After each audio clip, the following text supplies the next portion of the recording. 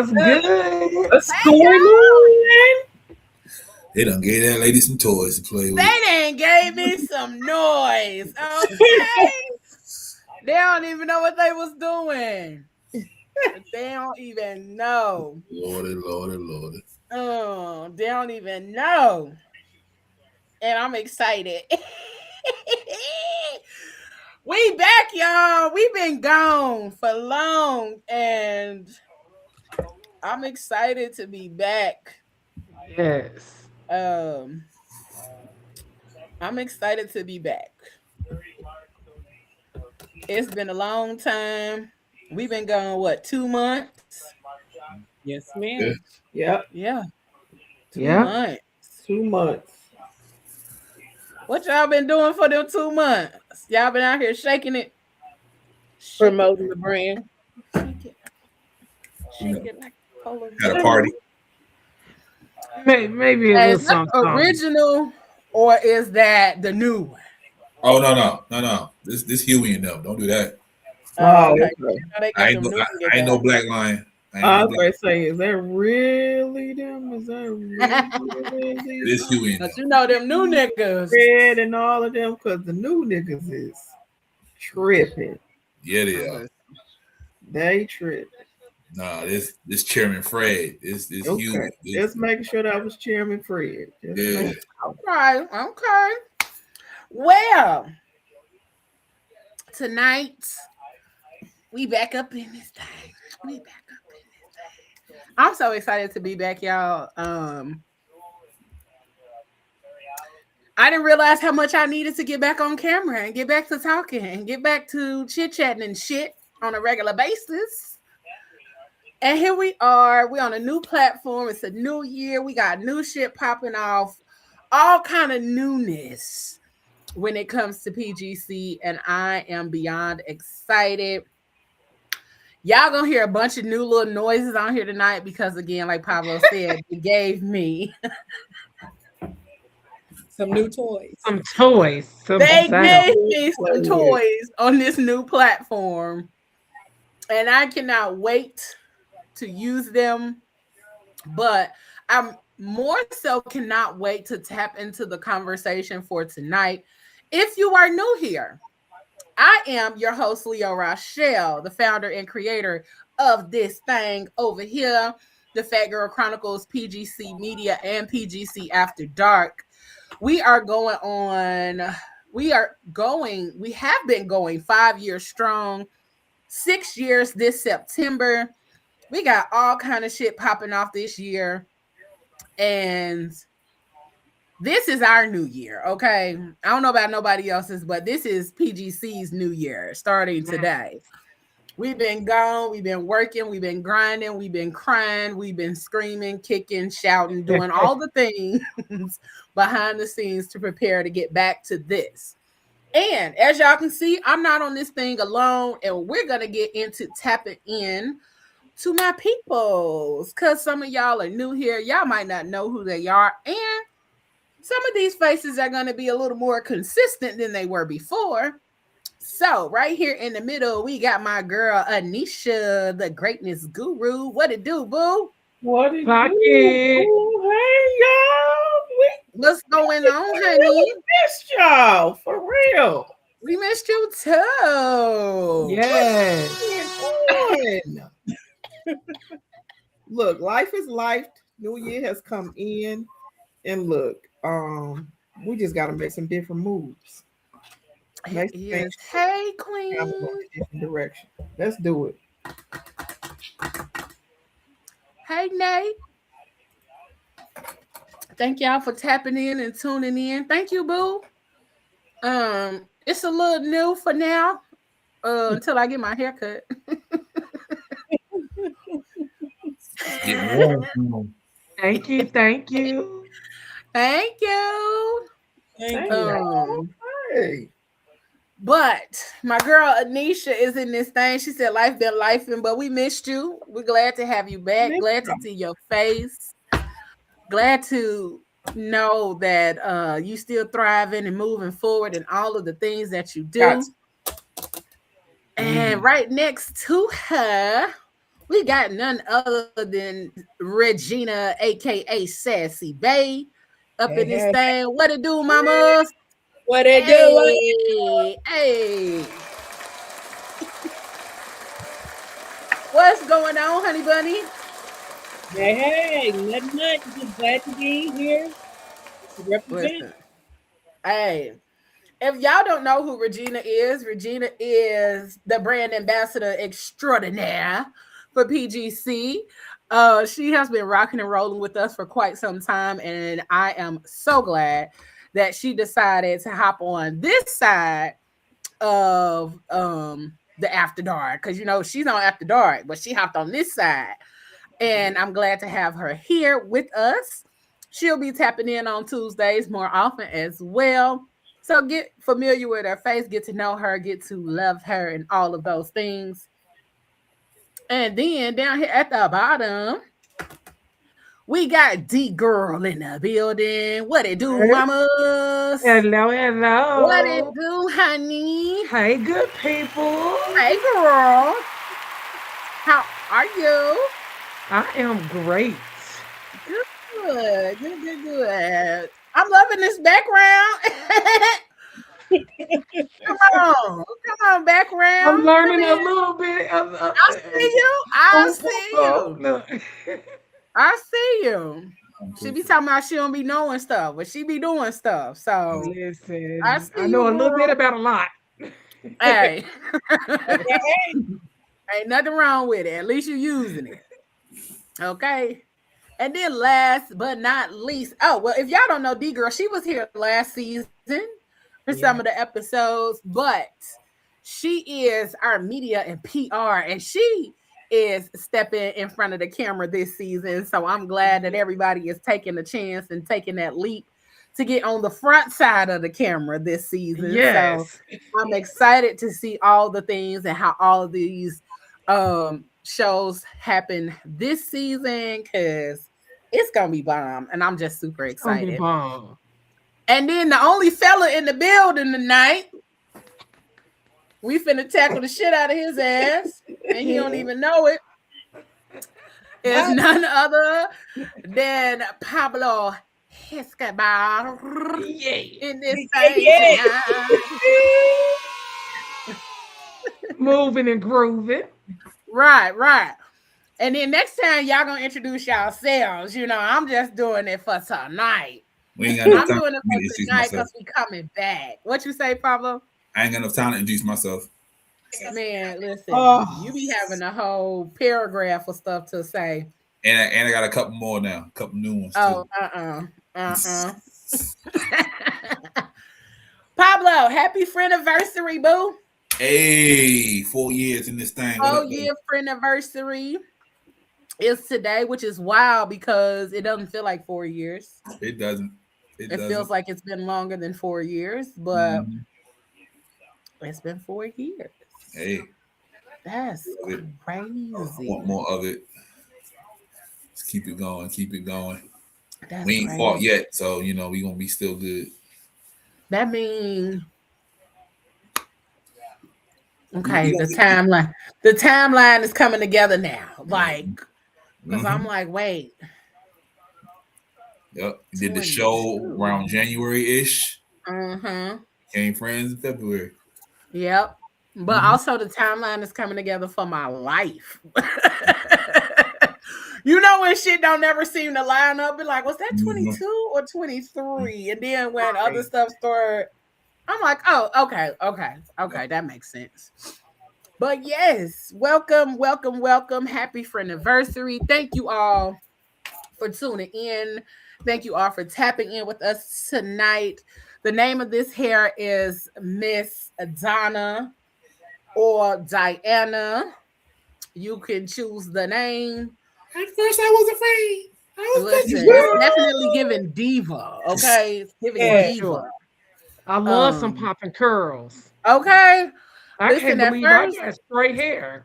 I never wear straight hair. I was surprised when I saw the straight hair too. I was like, I never wear straight hair. At first, when I put this wig on, it looked like, you know, Showbiz Pizza thing in the background. But after I didn't let it sit out and shook it out and did all the things, then she came to herself, and I was like, Did "Oh, you okay." say I like her. Showbiz Pizza, Celebration Station, depending on which area you grew up in. Oh, wow. You know, like one of the little things in the back, or a Muppet Baby, whichever one it was given. I tried to wear my little love earrings since we talking about love and We things. But is oh, we it's getting on my talking about. nerves. Oh, they be tangling.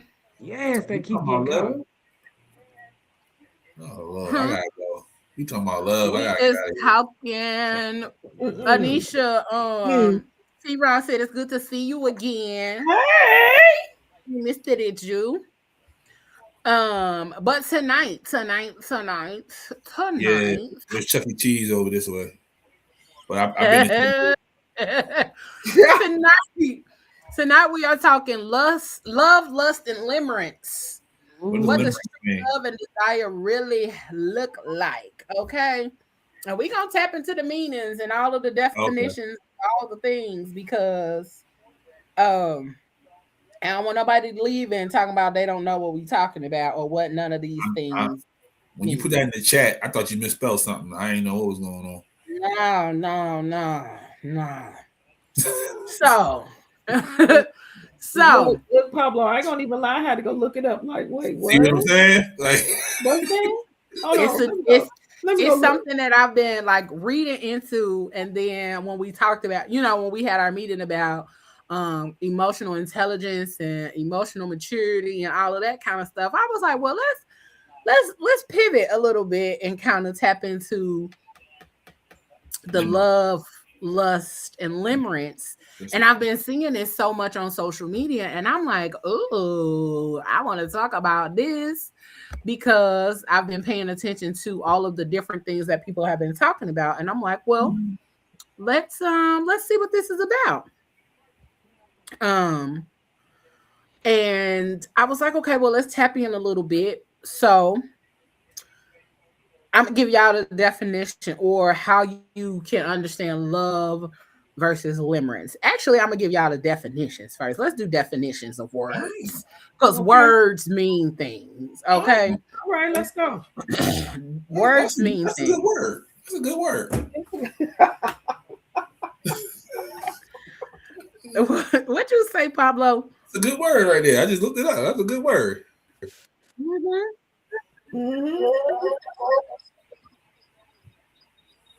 I may be guilty. I know I am. Love is a deep, secure, and enduring bond, whereas lust is a physically driven desire for sexual gratification. And limerence is an involuntary, obsessive state of intense romantic infatuation focused on the need for reciprocation.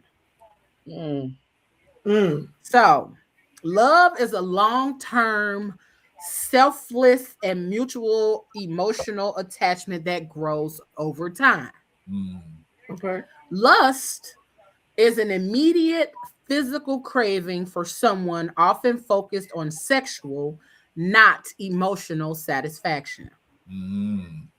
Limerence, an involuntary state of intense obsession, often mistaken for love, but defined by uncertainty, intense emotional highs and lows, and a desire to be desired. I'm gonna let that simmer. I'm gonna let it simmer a little bit. So what you're really saying is that you really you really are infatuated with somebody that really don't want you, and it's like you trying to force it, but they don't really want to. You got this whole scenario going on in your head, but they over here saying, "Well, no, we cool. We just friends. I'm good on that." Right. And you just still want to be. You trying to force something that ain't. Look, the puzzle piece is not fitting. That part. There you go. It don't fit.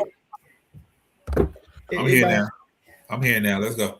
It don't fit. Listen, When I tell you, I was going down the rabbit hole. Okay. Look, I watched some videos and went and found some more. I said, well, these people was walking around delusional.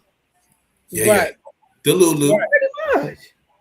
It's a part of it is being Delulu, okay? But hear me. I think that limerence is the honeymoon phase.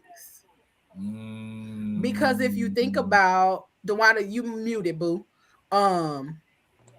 If you think about how the connection happens when you first meet somebody, when you first connect to someone, when you first have that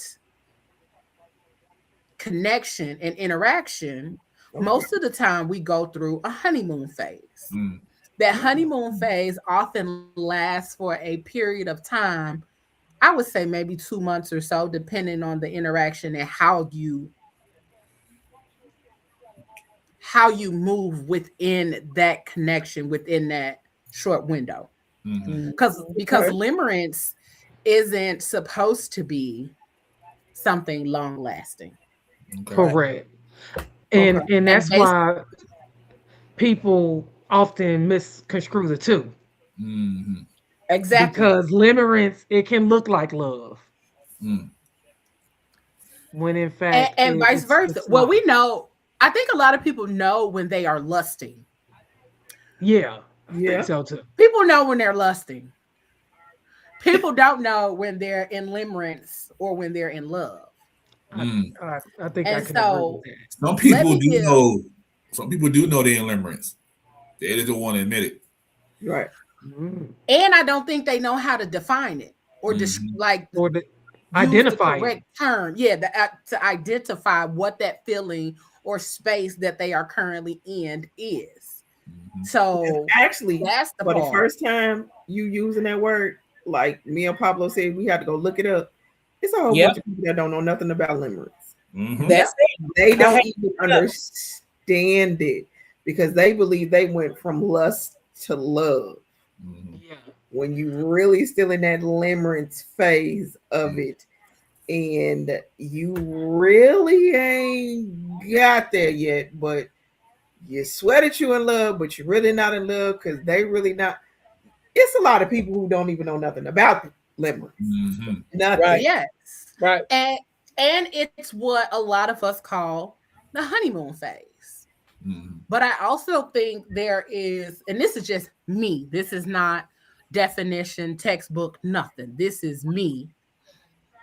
I think that the honeymoon phase and limerence kind of run parallel to each other, and then one fizzles out before the other. True. If that makes sense. Okay. True. It does. Because based on what it says here, the characteristics of limerence: intrusive thinking, constant uncontrollable thoughts about the person, idealization, placing the person on a pedestal while ignoring their flaws,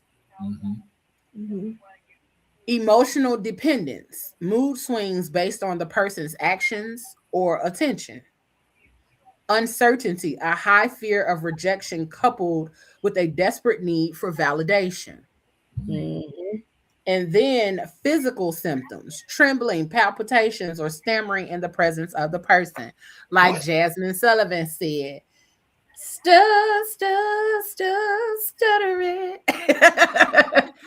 Motherfuckers be stuttering, okay? It's pretty much what it's saying. Stuttering. So the difference in duration and origin. Limerence is generally temporary, lasting from a few months to a few years. Yeah. Wait, it just threw me that it said years. That's why I said to you, some people are. This is delusion at this point. At this point, limerence for years. That's that nigga who don't want to leave you alone. Exactly. Yeah, because limerence can also thrive in toxicity. It's going to thrive there because of the stimulation involved in what you're feeling. He keep coming in and out, but he make that he gone for a couple months and he come back and be like, hey, big head, what's going on? And you answer. Yep. But you letting him back in. But you so letting him back in. So now y'all, both of You help him y'all kind of both of y'all toxic. Both of y'all delusional. He's been gone for months. And then he answered the phone. Yeah. He didn't send the text message and said, hey, big head, and you didn't answer. And then he didn't say, Nay. wait, and you didn't say, I had somewhere to be. Okay. Yeah. I had somewhere to be. Okay. I came home. I want to be home now. All right. Right. Mm-hmm. I had to go outside for a little while. Yeah, that's all. Okay, that's right. Just a little while. No, it's stayed but a few months to a few years and can act as a precursor to love or simply fade away. So again, the honeymoon phase of things and how things, can navigate, because the honeymoon phase don't last for years. Right. No. So honeymoon don't last for years. Phase for one person, right? So like one person is still in the honeymoon phase and another person isn't, right? Let me look up honeymoon phase. Yeah, let's dive in. If we both there, then we should be still good if we both in the honeymoon phase. It happens when one person leaves that honeymoon phase and the other one's still there. Mm-hmm. But that happens a lot where you still have that one person who's left that honeymoon phase, and you still got that one person who's still in that delusional phase, and it's like that other person is like, hey, does this person even meet my emotional needs? So they're leaving out of that honeymoon phase and they're starting to wake up and be like, well, this person's not even meeting my emotions, so why am I even still here? Why am I still allowing this person to be present in my life? Yeah. So are we addicted to the struggle in our relationships? Some people are. Some people are. They like that. Oh, listen, we gonna get there. Some people like that. Some people think we gonna get if there. There ain't no struggle in the relationship. Do we like to be in Limerence, but don't want to admit it? If there ain't no struggle in it, then it's not a relationship. It ain't no real. It ain't real. So before we go into the struggle, love, then baby, it ain't real. Before we go into the struggle love and all of that kind of stuff, we're going to tap into what the honeymoon phase is. Okay. And so the honeymoon phase is the initial, often idealized stage of a relationship, typically lasting 6 to 24 months. So 6 months to 2 years. Okay. I can see that. So again, kind of, like I said, it's kind of parallel to Limerence. Okay. Characterized by intense passion, infatuation, and few conflicts. Mm-hmm. Pablo. Oh, I'm sorry. Driven by Pablo? High dopamine and chemical attraction. This period allows couples to bond, but it is temporary. It ends as partners become more comfortable, leading to deeper, more realistic connection. Yeah. Time to get in that groove. Let's do this. Let's look at honeymoon phase versus Limerence. Because we gonna do the layers. Then we're gonna hop into some of the depths of the layers. So again, Limerence is the intense, often involuntary state of romantic infatuation marked by obsessive, intrusive thoughts and a desperate need for reciprocation, lasting 18 months to 3 years or more. That is insane. That is absolutely insane. That sounds insane. Okay, say that. But it makes sense. It's lasting how long? Say that again. 18 months to 3 years or more. That is Limerence. That's why you can't shake them.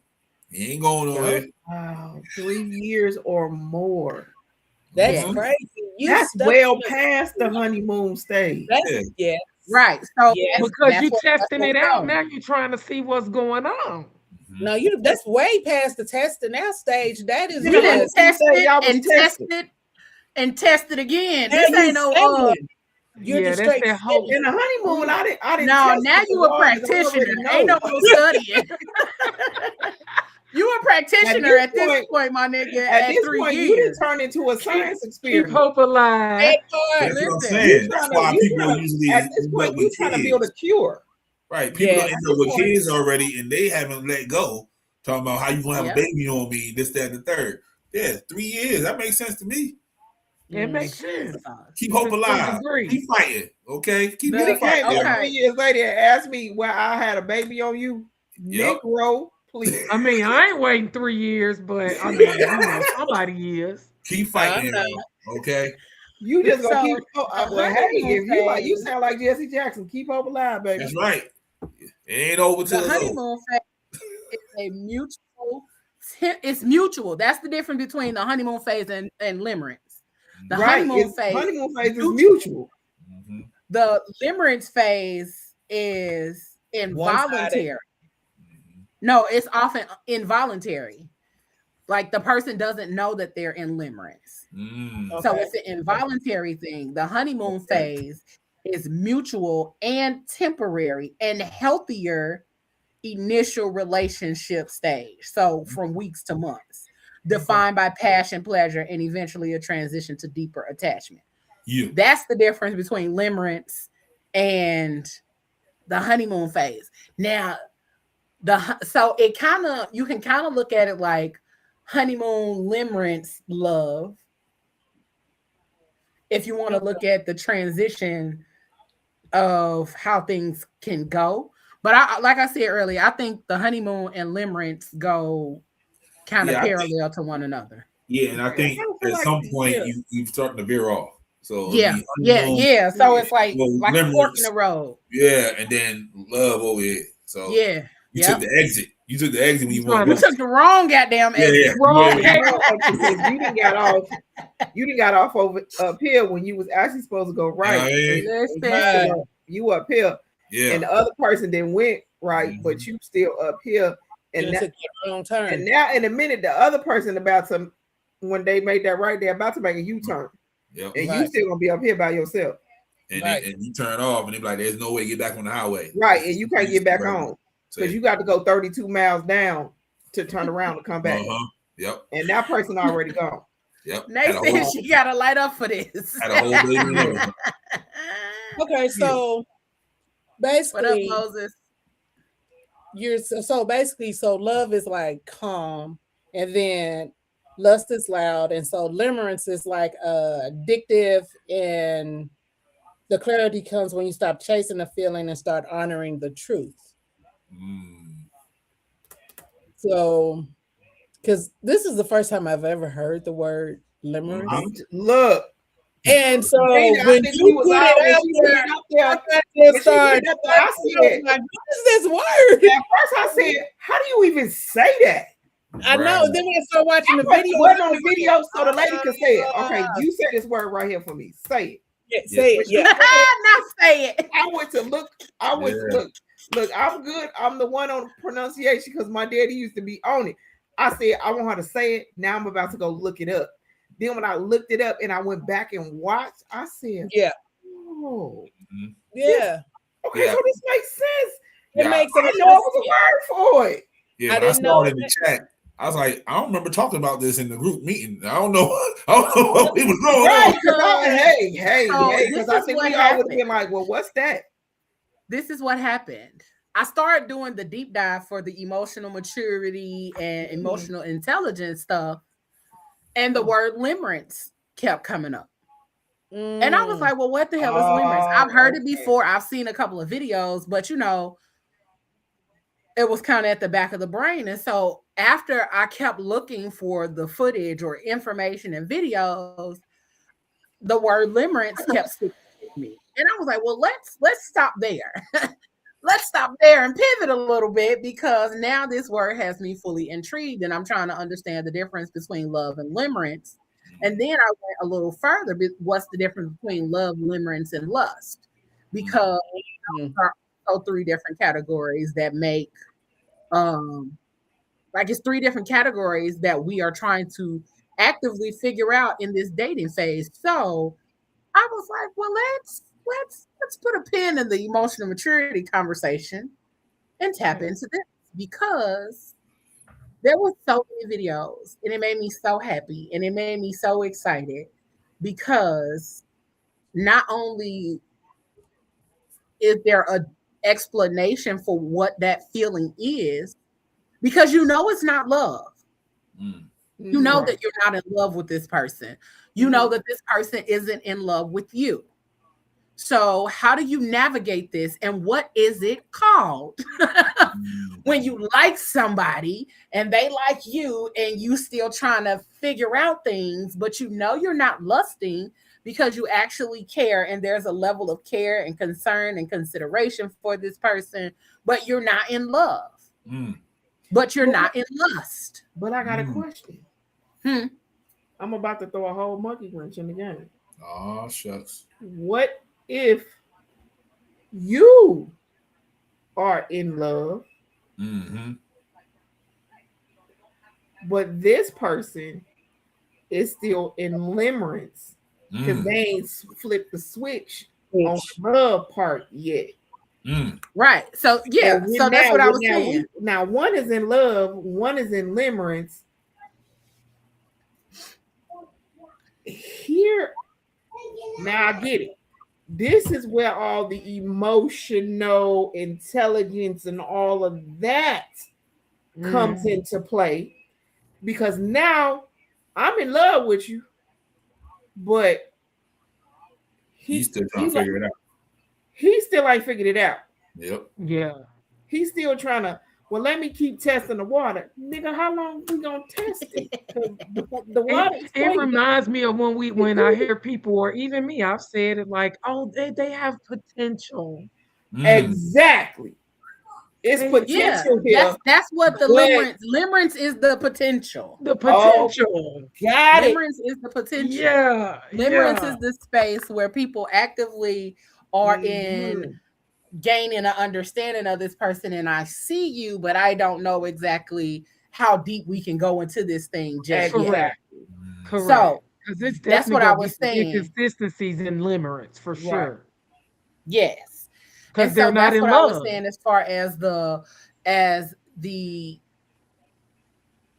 three different categories, because I feel like it's important to discuss those first before we start deep diving into the emotional intelligence and emotional awareness and emotional maturity, because some of us like we said, we didn't even know the other layer existed. We knew about love, we knew about lust, we didn't know about limerence. And so because we didn't know about limerence, then that is a whole different layer to dating and figuring out the feeling part. Because I don't know about y'all, but I know for me, when it has come to dating and I like somebody, but I'm not in love with somebody.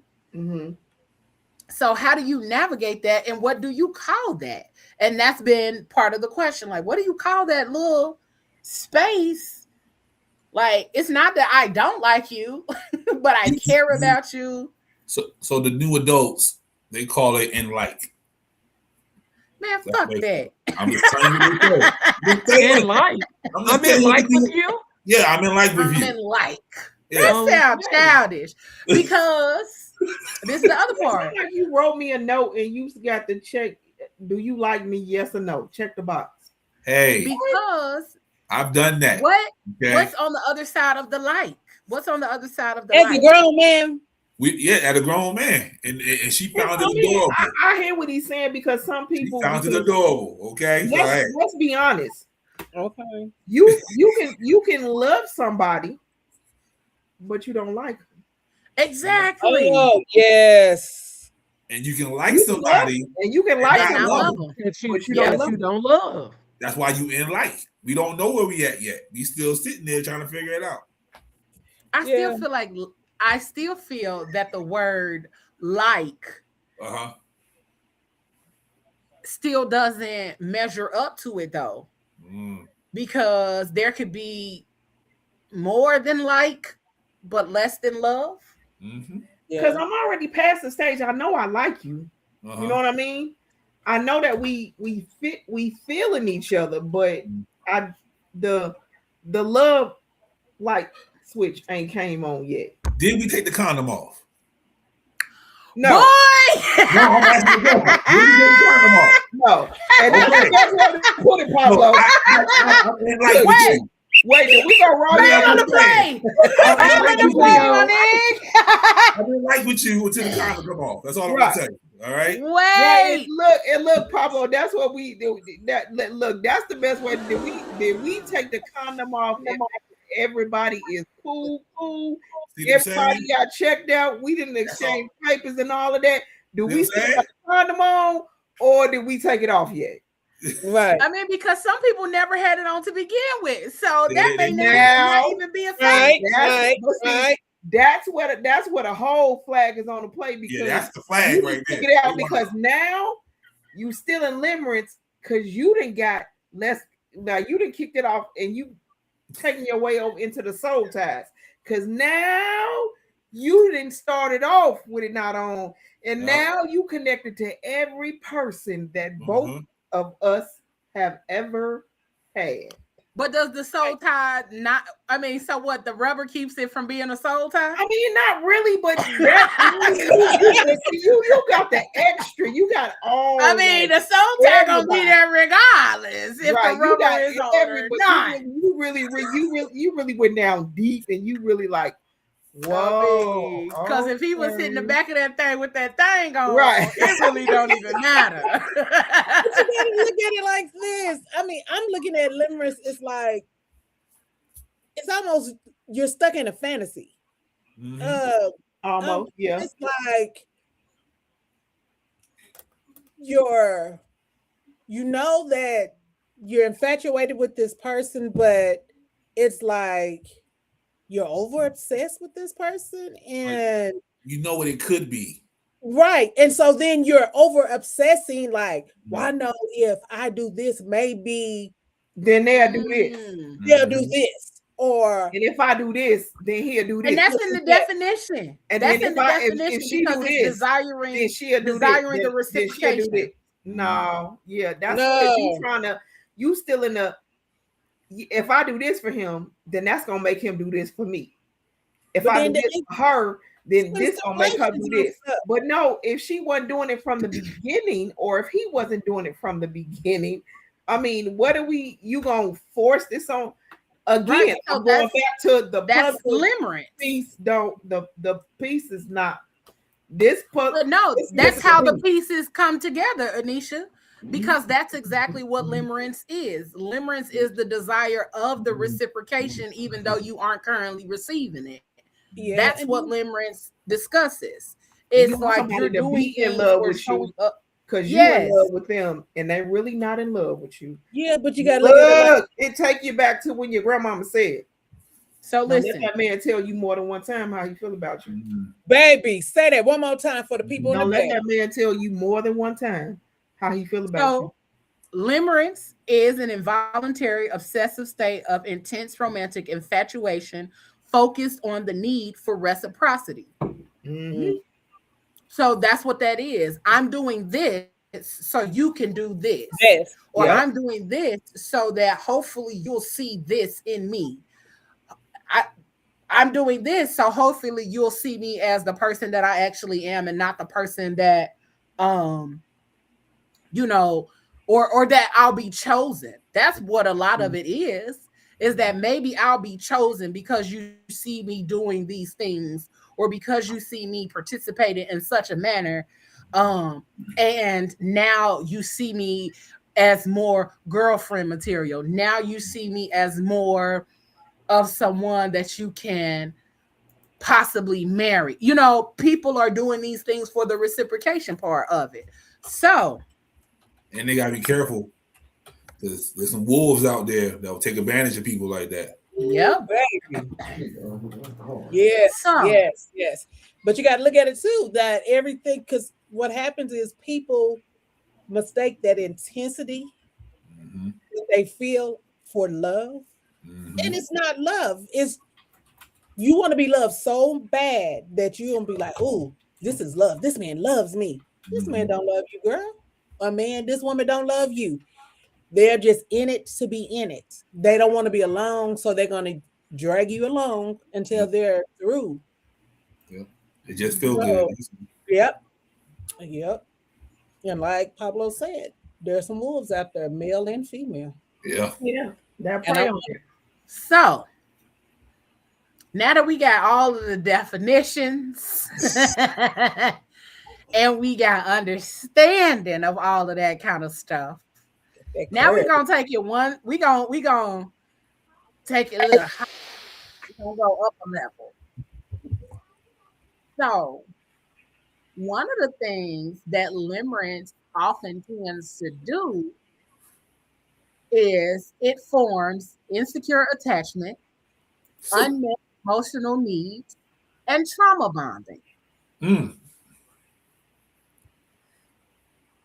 Yep. Say it again. That's my cue. I'll see y'all later. All Say right. it again. It's been a good show. I'll see y'all later. Y'all did all right. All right. See y'all next week. Limerence forms insecure attachment, unmet emotional needs, and trauma bonding. Ooh. So, yeah, because we are in this obsessive, intense state of romantic infatuation with someone, and there is no secure attachment. So we doing a lot of psychological things tonight. For our unpack it. Let's unpack listen, it. we got to unpack. Look, this Pablo to put his hood on. This is not what we agreed upon, okay? Listen, we was gonna have to go here if we was talking about emotional. We really was emotional maturity, intelligence. Anyway, so we just breaking down the layers. This is going to be a light episode this week. It is light. It really is. It really is because. Insecure attachment is a behavioral pattern originating from childhood characterized by fear, anxiety, or avoidance in relationship due to inconsistent or unresponsive caregiving. Okay? Mm-hmm. So, secure attachment. Let's go back to secure attachment. Because secure attachment is something totally different. Hold on. Secure attachment. Secure attachment is the healthiest form of attachment. It describes an attachment where a child feels comforted by the presence of their caregiver. Securely attached children feel protected and that they have someone to rely on. That's in regards to like children, but that's the origination of secure attachment. Okay. Well, technically, it's not really for kids because you're in a relationship, you feel like you become secure. Right, but that's the origination of where the secure attachment starts. Okay. So secure attachment starts when in childhood. If you feel like you can depend on your caregiver, if you can feel like you can depend on the people who care for you or who are the adults in your life, and you can depend on them to give you food, love, care, all of those kind of things, then you are eventually going to be a secure attached kind of person. If those variables are different when you are in childhood, then it has the possibility to create insecure attachment issues as you grow up. So if you are always feeling like you didn't know where your food was going to come from, if you were going to have stable living, if you were going to have all of those kind of necessities, then that's how insecure attachment works. Okay? All right. So, unmet emotional needs. That's what we talked about. I like you, but you don't know if you like me. I'm in love with you, but you don't know, all of those kind of things. But also unmet emotional needs can be, I need affection. You're not affectionate. I need, so it's the basic emotional needs where if I need hugs and kisses and cuddles and you like, I don't do that shit, fuck out my face, then then I would have unmet emotional needs, emotional, physical, and those needs go unmet. Unfamiliar territory. So we are uneven. We are uneven. We are not on the same spectrum. We are not in the same frame of mind. So again, that's what limerence causes. And this is where the toxic shit starts oozing in and seeping in. Absolutely. Because endurance is not love. And I think that's Talk something about it. people need to be kind of aware of. Like, I could care about a person significantly and not be in love with them. Everyone does not fall in love easily. But I need you to say that again. Endurance does not equal love. Time does not equal love either. It does not. It does not. Then what does equal love? Because so we're saying endurance and time. Endurance, just because I deal with your shit does not mean that I love you. Right. Well, Big Mama did that. That Big Mama did it. You gotta understand, Big Mama them did it because a lot of times Big Mama them had 10, 12 kids. So Big Mama was gonna stay there regardless of anything. She was gonna put up with all that for. And let's get into it too. Back then, the Bible and church was used a lot for marriages as like the sanctuary and overhead of marriage, and it was used in relationships, in my opinion, sometimes in unhealthy ways, which is also why Big Mama endured, because she almost thought she had to. So I gotta have 10 kids. That's what y'all telling me. I can trap them. No. You don't necessarily have to. I don't think so. You don't I think necessarily have to have 10 kids.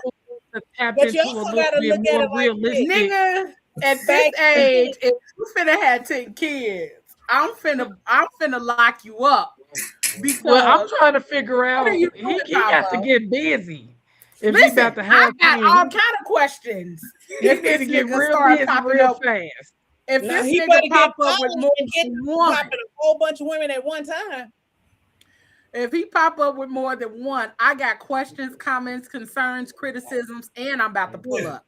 I'm gonna have Pablo Jr., George III. You know what I mean? We out here. Nigga, I'm pulling up because what is happening over here? What you and who is these hoes? That's the next question. Who is these hoes? Right, because at this point you got to be in limerence because you got 10 damn kids. No, that nigga out here lusting. It ain't even limerence at that point. That nigga just out here lusting. Like, no, for real, Anisha. No, like you got 10 kids as far as multiple women. You can't. That's not love. My man Stephen Diggs did it.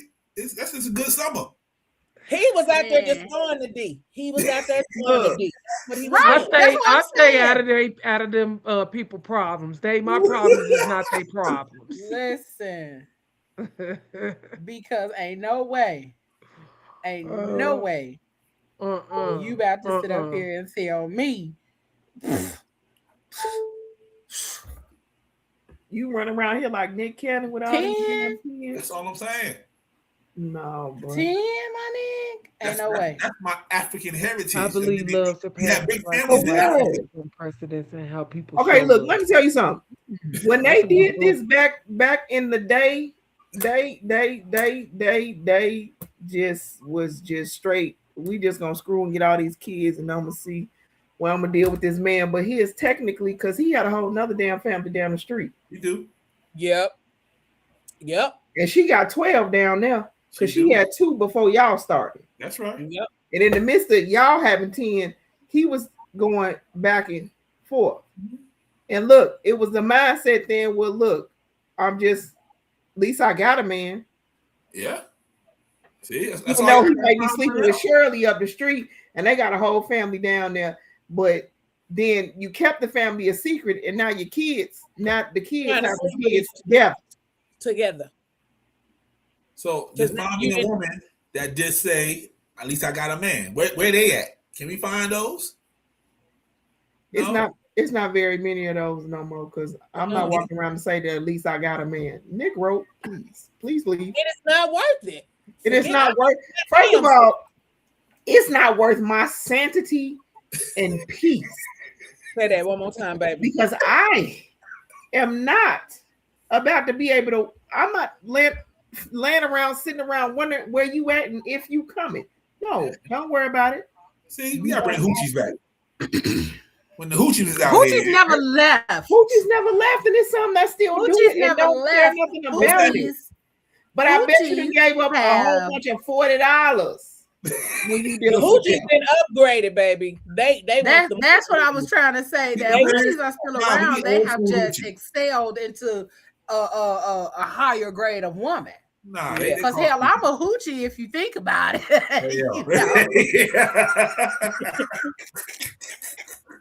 At the beginning and end of the day, you know, I'm still a hoochie. Hoochie still reign. Oh God. And you know, sometimes hoe is life. Hey, but that's what I'm saying. You know, because let's be honest, if we go back to some of the time frames of where, like you talking about hoochies and all of that kind of stuff, hoochies and those were the women. It wasn't that they didn't have standards. Hoochies were the women that had standards. Right. They just dressed a little provocative. They wasn't a hoe.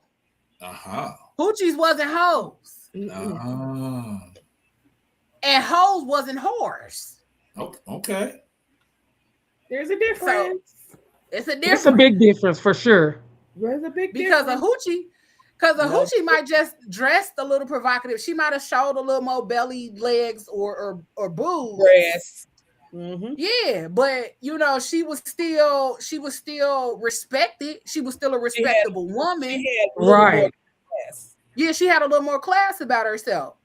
So you can call me a hoochie all day long because twin. I see you twin in the comments. Listen. She funny as hell. Hoochie la la la. For real. Because, you know, you can still be a hoochie and still be respected. And carry yourself. That's Absolutely. True. You can carry yourself in such a way that motherfuckers understand. Hey, just because I'm dressed like this nigga don't mean you get the disrespect. You got to let them know. You got to let them know.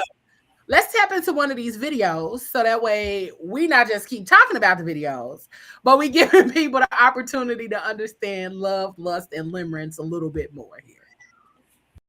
If you want to stop getting your heart broken and wasting your time with people who are not for you, watch this video. Here's the truth. The rules you have for the people you don't want, you need even more for the people you do want. Why? Because attraction clouds judgment. Chemistry feels exciting, but it can trick you into lowering your standards. That's how people fall into limerence, loving an idea instead of a person. Yeah, I'm talking about that girl with the nice face, banging body. I'm talking about that tall guy, love his smile. He looks amazing. I'm talking about them. Limerence is obsessive, anxious, and full of fantasy. Love is calm, consistent, and reciprocal. If your mood depends on their attention, if you're replaying texts or imagining who they could be, their potential, that's limerence, not love. So here's the secret. Boundaries aren't punishment. They're protection, as you should. The people you want most, they need stricter rules. Watch their actions, match effort with effort, and don't let attraction override reality. If someone is really for you, they'll respect your pace. If not, your standards just saved you from heartbreak. Because at the end of the day, love feels safe. Limerence feels like a roller coaster ride. Keep your rules high, your boundaries strong, and let reality, like I said, reality, not fantasy, choose who stays in your life. And I promise you, your dating life will get so much better. Remember, quality over quantity, no matter how long it takes. You got this.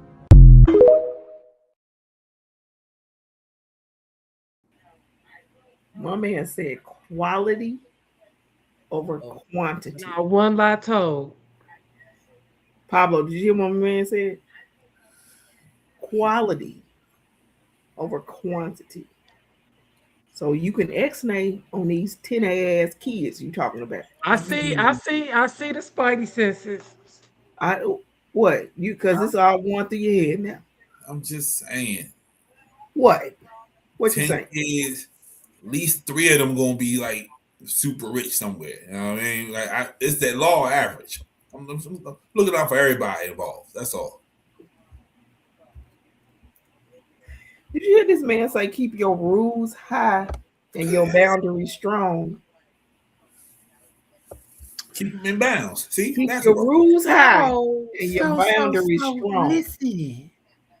Listen. I'm over here thinking, and I think. Yeah, what is quality? That's a good question, twin. I think I'm out here lusting and limerancing. At the same damn time.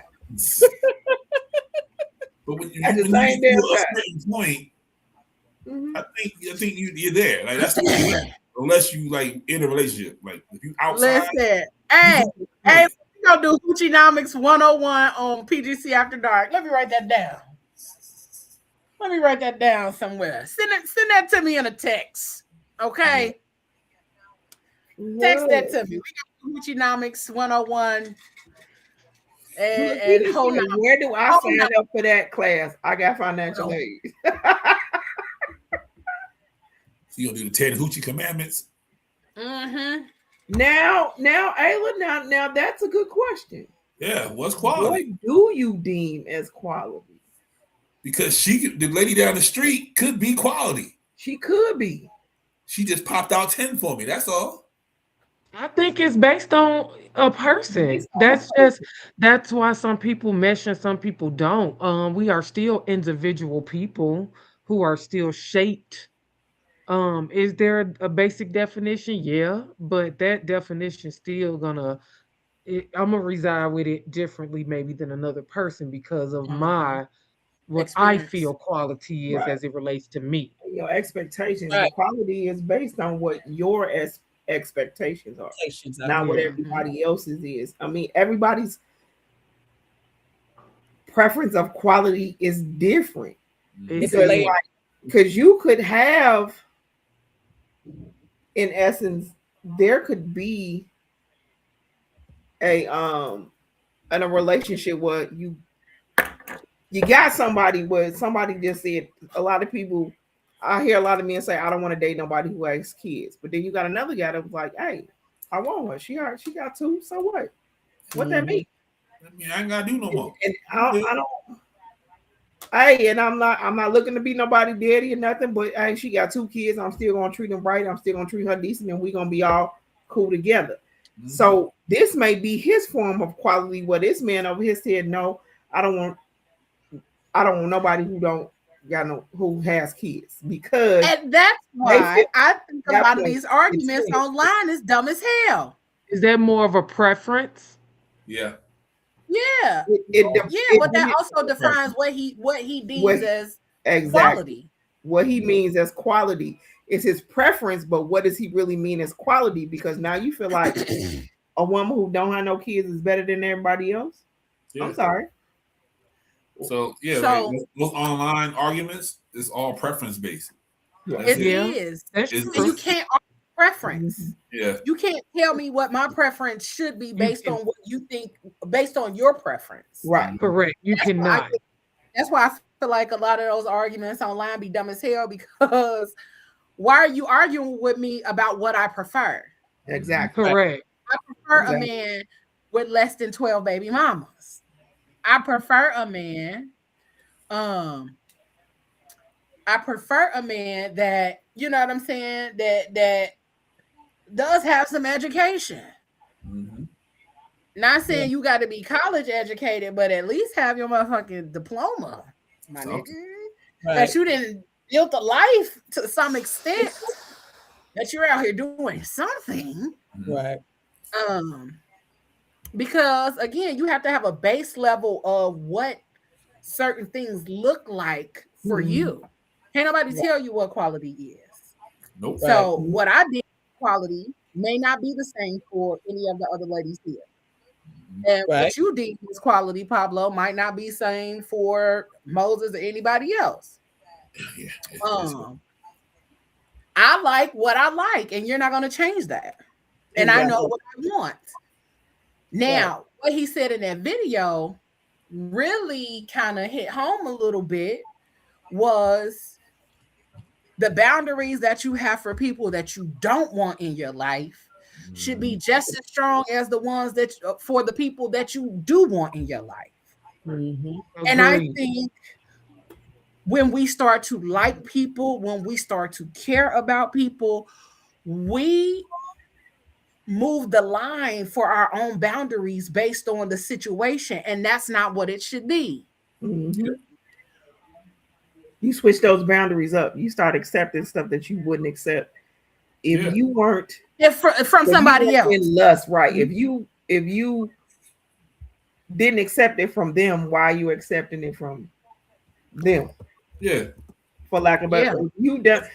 And the key, and I think the best thing that he said was, like I said, keep your boundaries strong, like throughout. Why are we dropping the boundaries down to fit the need because you want this person around? No, you got to go below this line. If you go below this line, I'm gonna have to let you go because I got to keep my boundaries strong for my peace, as I would want you to do the same thing for your peace and for your peace of mind and for your emotional need or whatever. I want you to keep your boundaries strong too. And if I drop below that line, hey, I think we had a discussion about this already.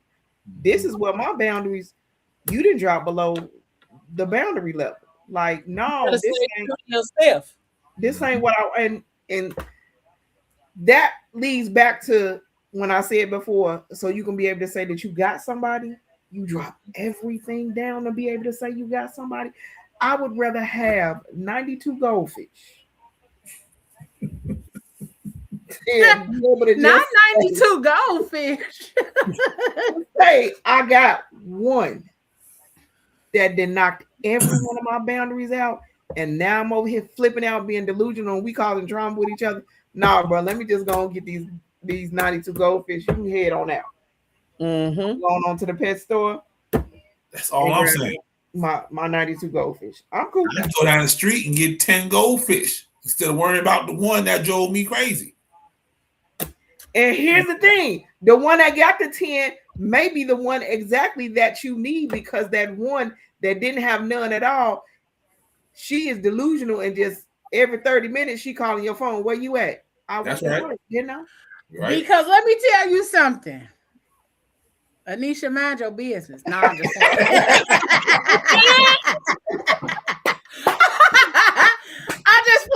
I just play.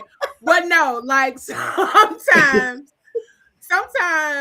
I can see why men do want women with children. And I understand it because women with children have a different level of maturity than women without children, in some instances. Let me make sure I say that. In some instances, okay? And hear me when I say this. I say in some instances simply because when you are a woman that has children and you have a certain maturity level attached, let me add that part. Because we don't want to just say, just because you got kids, you're a little more mature. No. That you have children and you have that certain level of maturity attached to it, you move differently. Yeah. There is a level of maturity that you have to have for you and your children. So you're going to move differently than somebody who doesn't have children and they only have themselves to worry about. You have a lot more to lose. Yeah, my sister. You can definitely move with intention differently for sure. Yeah. And the reason I can say that is because my sister moves totally different than how I move.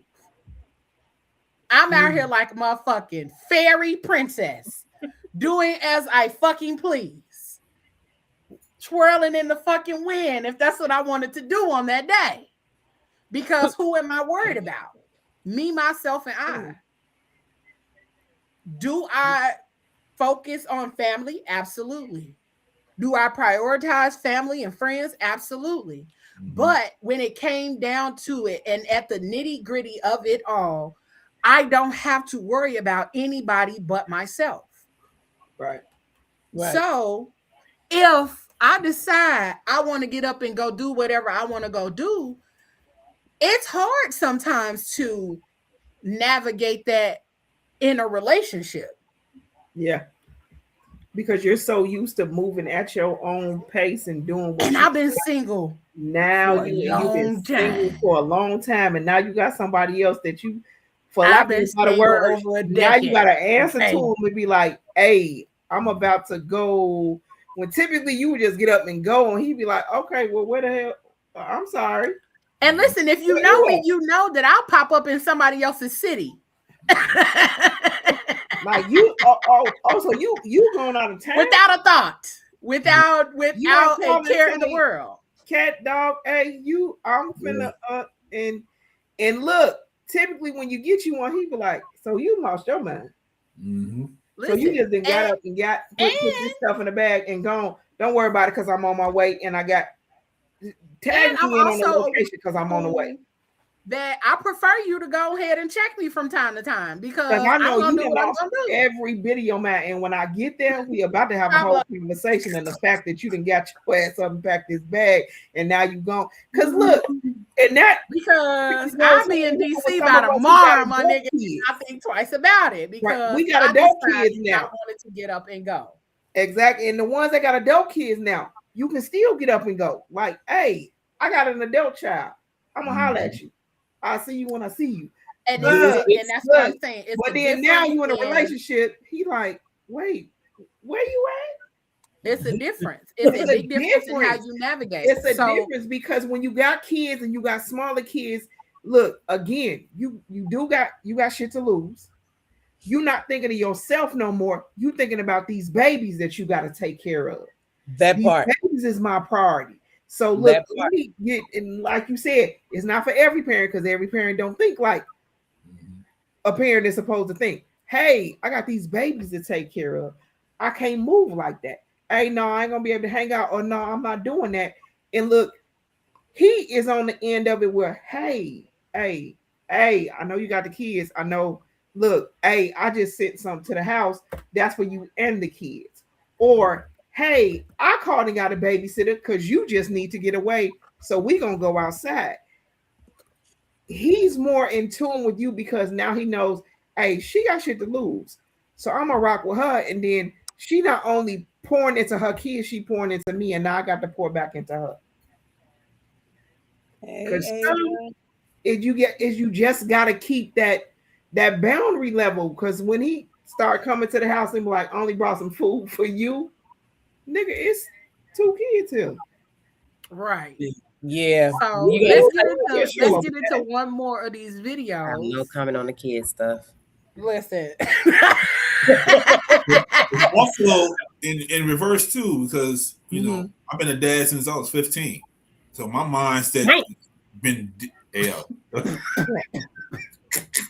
so my mind been different for a long time. You know, so right, like that was real Kevin Hart. Damn, like nigga, what?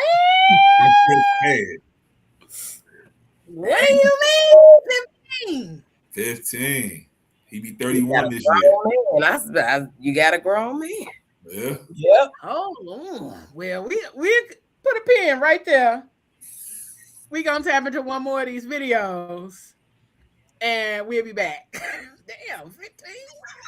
Do you ever find yourself crushing on someone, but not just crushing on someone, obsessively crushing on someone to the point where you have intrusive thoughts about them and it gets really intense and you don't know how to control it? Well, I'm going to teach you about limerence. What's the difference between love and limerence? The reality is that with limerence, it is obsessive and it is often not reciprocal, whereas love is patient and it is often accepting and reciprocal. Limerence is thought to be more common of an experience with people who experience childhood emotional and physical neglect. Limerence typically is thought to come in a couple of stages. Phase 1 of limerence is the initial crush. This is when you find someone, you find yourself getting more and more infatuated with them. That tends to deepen into phase 2. Phase 2 is known as the obsession stage or full-blown infatuation, where you are all in with this other person and you do not see any of the flaws and you're placing this person on a pedestal. This can be accompanied with frequent daydreaming, inability to focus, and constant obsession with the future between the two of you. Phase 3 is known as elation and frustration. This is the phase where you start to experience a little bit of whiplash because you start to ebb and flow between experiencing your partner through that fantasized lens and also recognizing them as more human. This is also a phase typically where the object of your affection starts to pull away a little bit more and you start to view this in a more realistic way. Phase 4 is the resolution, and this is where the limerence comes to a close. Typically, these feelings can fade away or the person can recognize that they are experiencing limerence and step away from the situation. If you find yourself experiencing the symptoms of limerence, knowing this is a good way for you to start the process of pulling away from it. And remember, knowledge is power. Spread it wisely.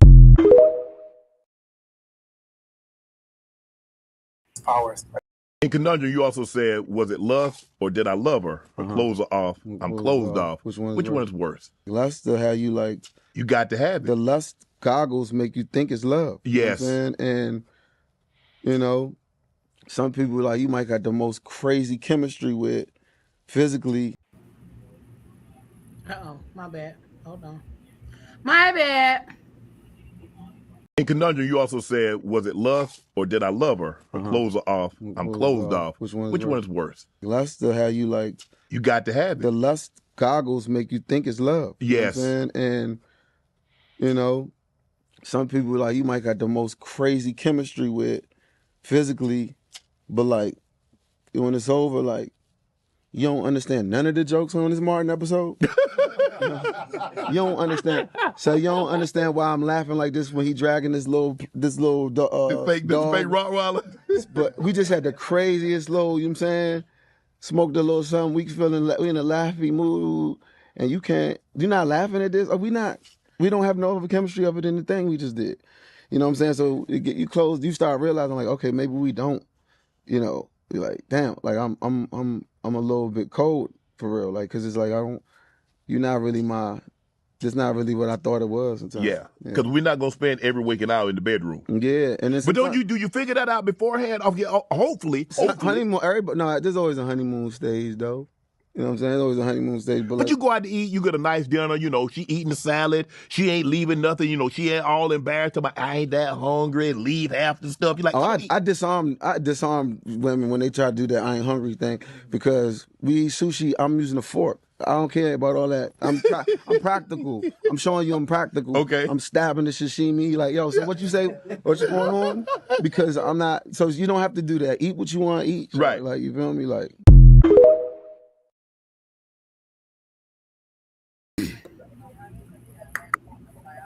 So, I feel Wale.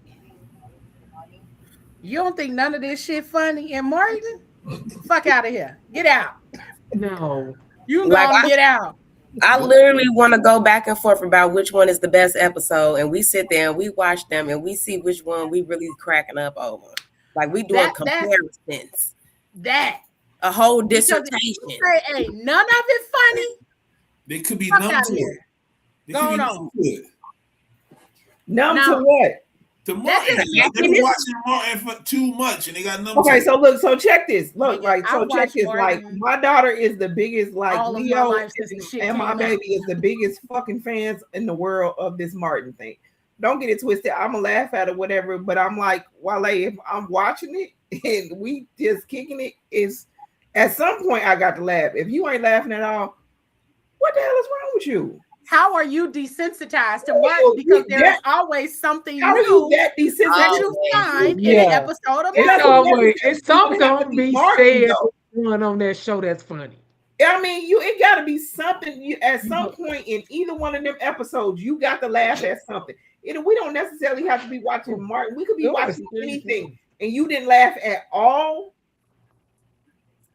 Now I'm questioning. Now you got to go. What you was about to say? Now I got to side out. It's time for you to go to the and you got to go. Yeah. Bye. You gotta get up out of here. If you don't, especially that episode with the dog, my nigga, what? When he was dragging that dog to that house, I said, "This nigga is going." When he told him to sit and then lay, I about cried. Excuse me, sweetie pie, honey bop. I don't mean to intercept. Like, how could you not? That nigga said, "I don't mean to intercept." But you be better off using the plastic ones. You can dust them, beat them up, and they still quality. Like the fact that bruh man comes downstairs in a pair of pajamas with cake and donuts all over it, which I never realized until watching the shit maybe a year or so ago. The nigga had on cake pastry pajamas. If I can randomly go in a restaurant and pick up a plastic spoon and say rhythm spoons, and you don't get it, anyway, fuck out of here, Chief. Man, when he told Cole to sit down with your $5 ass down before I make change, I said, "Now, sir, you to watch this movie way too many times for real." Yeah, but when Cole said anybody got change, right? Everybody got change for $5. Ass change. But as we start to, Ayla, you asked something in the comments. Let me go back to the chats, because I don't want to bypass that. You asked. The one about quality. Lord, I didn't see this part. It'd be too much opinion on what people like and want by people with stains in the drawers. Listen, because you're not lying.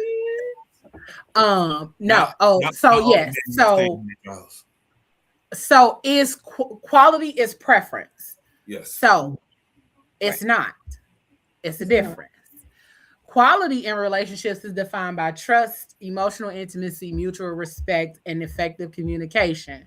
While preference is often influenced by evolution and culture, it's desired non-essential partner traits like age, physical appearance, and things like that. So quality and preference are different things.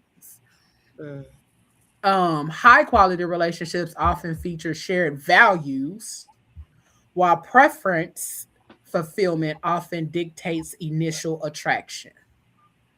So that's the difference. That's the difference between quality and preference. So that makes sense. Yeah, because like your preference is just like what attracted me to you. What brought me to you, how I see you, and all of that kind of stuff. But then there's a different layer where the quality of the person, how you respond emotionally, how you are in this way, how you are in that way, how all of those things line up. So that's the difference. Do you calm my central nervous system? Yeah. Your compatibilities and whether or not you actually. And then you said, I had to learn how to set boundaries in close relationships, especially when noticing how they had boundaries on me, but because I didn't see them, they felt obligated to me, my energy, and such.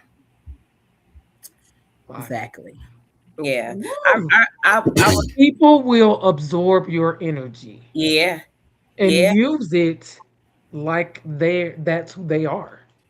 And at their disposal, right? Yeah. So it's like I'm not gonna show up all the time. I'm not going to Lord today. Silly self. I'm not gonna show up all the time. I'm not going to make myself completely available for you. But when I call, when I text, when I pull up, when I come around, I need you to give me that same energy and show up for me like you always do. And when you don't, it's like, well, what's your problem? What's wrong with you? And it's like, you're not understanding that I'm giving of myself while you're just taking at this point.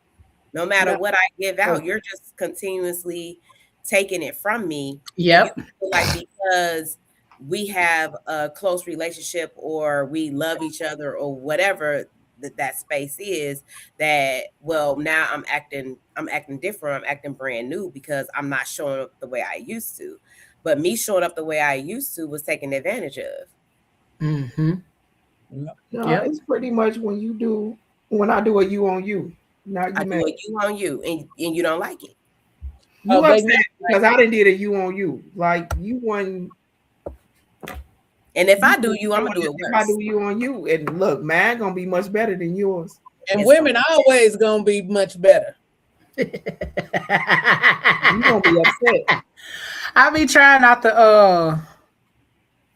You gonna be upset because I'm gonna do a you on you, and then now you mad, and now you acting funny. No, no, no. I don't be doing it. I don't be doing it. I never act funny. I don't do it them. Funny. I do a me on them. I'm just acting like you. I never act funny. I do the version of me that I was trying not to be because I love you, or I care about you, or I have a connection with you, or at least I thought I did. I was in Limerence the whole time. Okay.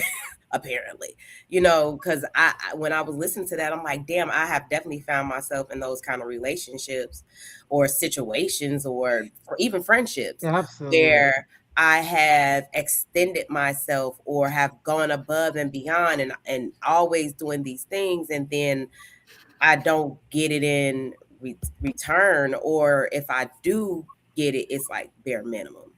And and I'm doing it to basically keep you around. Right. And you're just continuously taking of what I'm giving you, but you're not adding to it at all.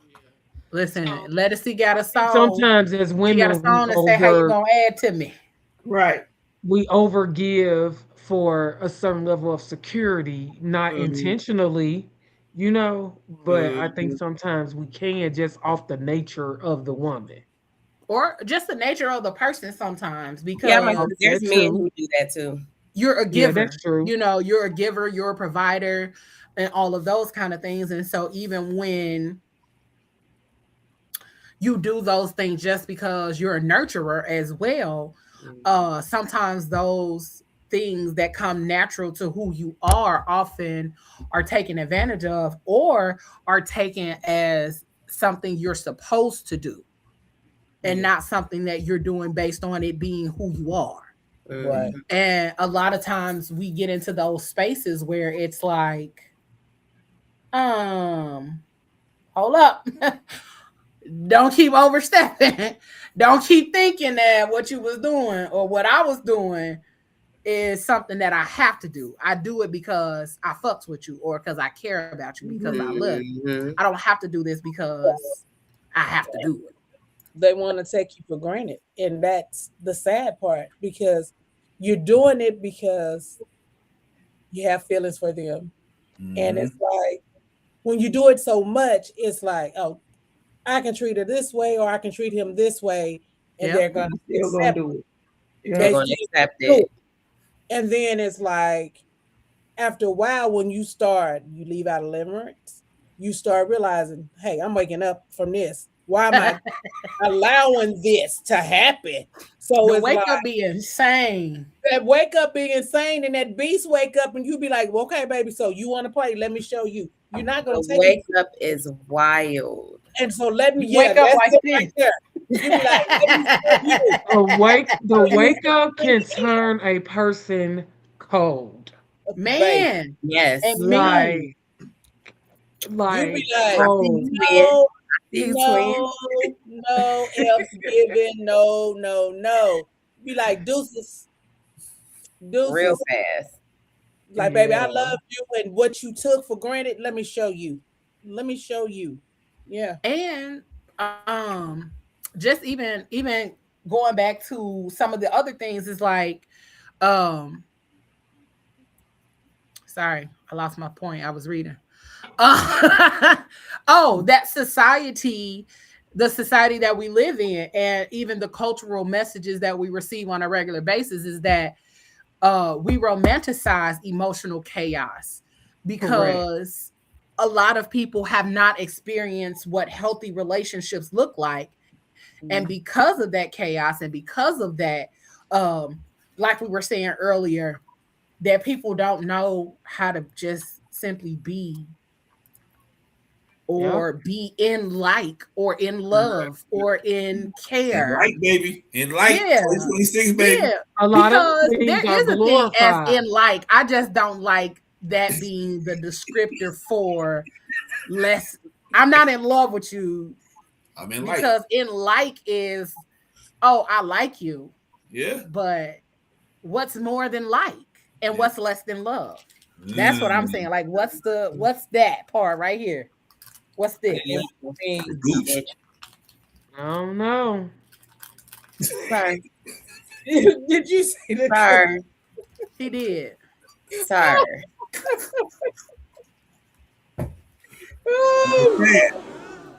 Only some people like it, some people love it. So right there in that middle, just trying to tell you where we at, okay?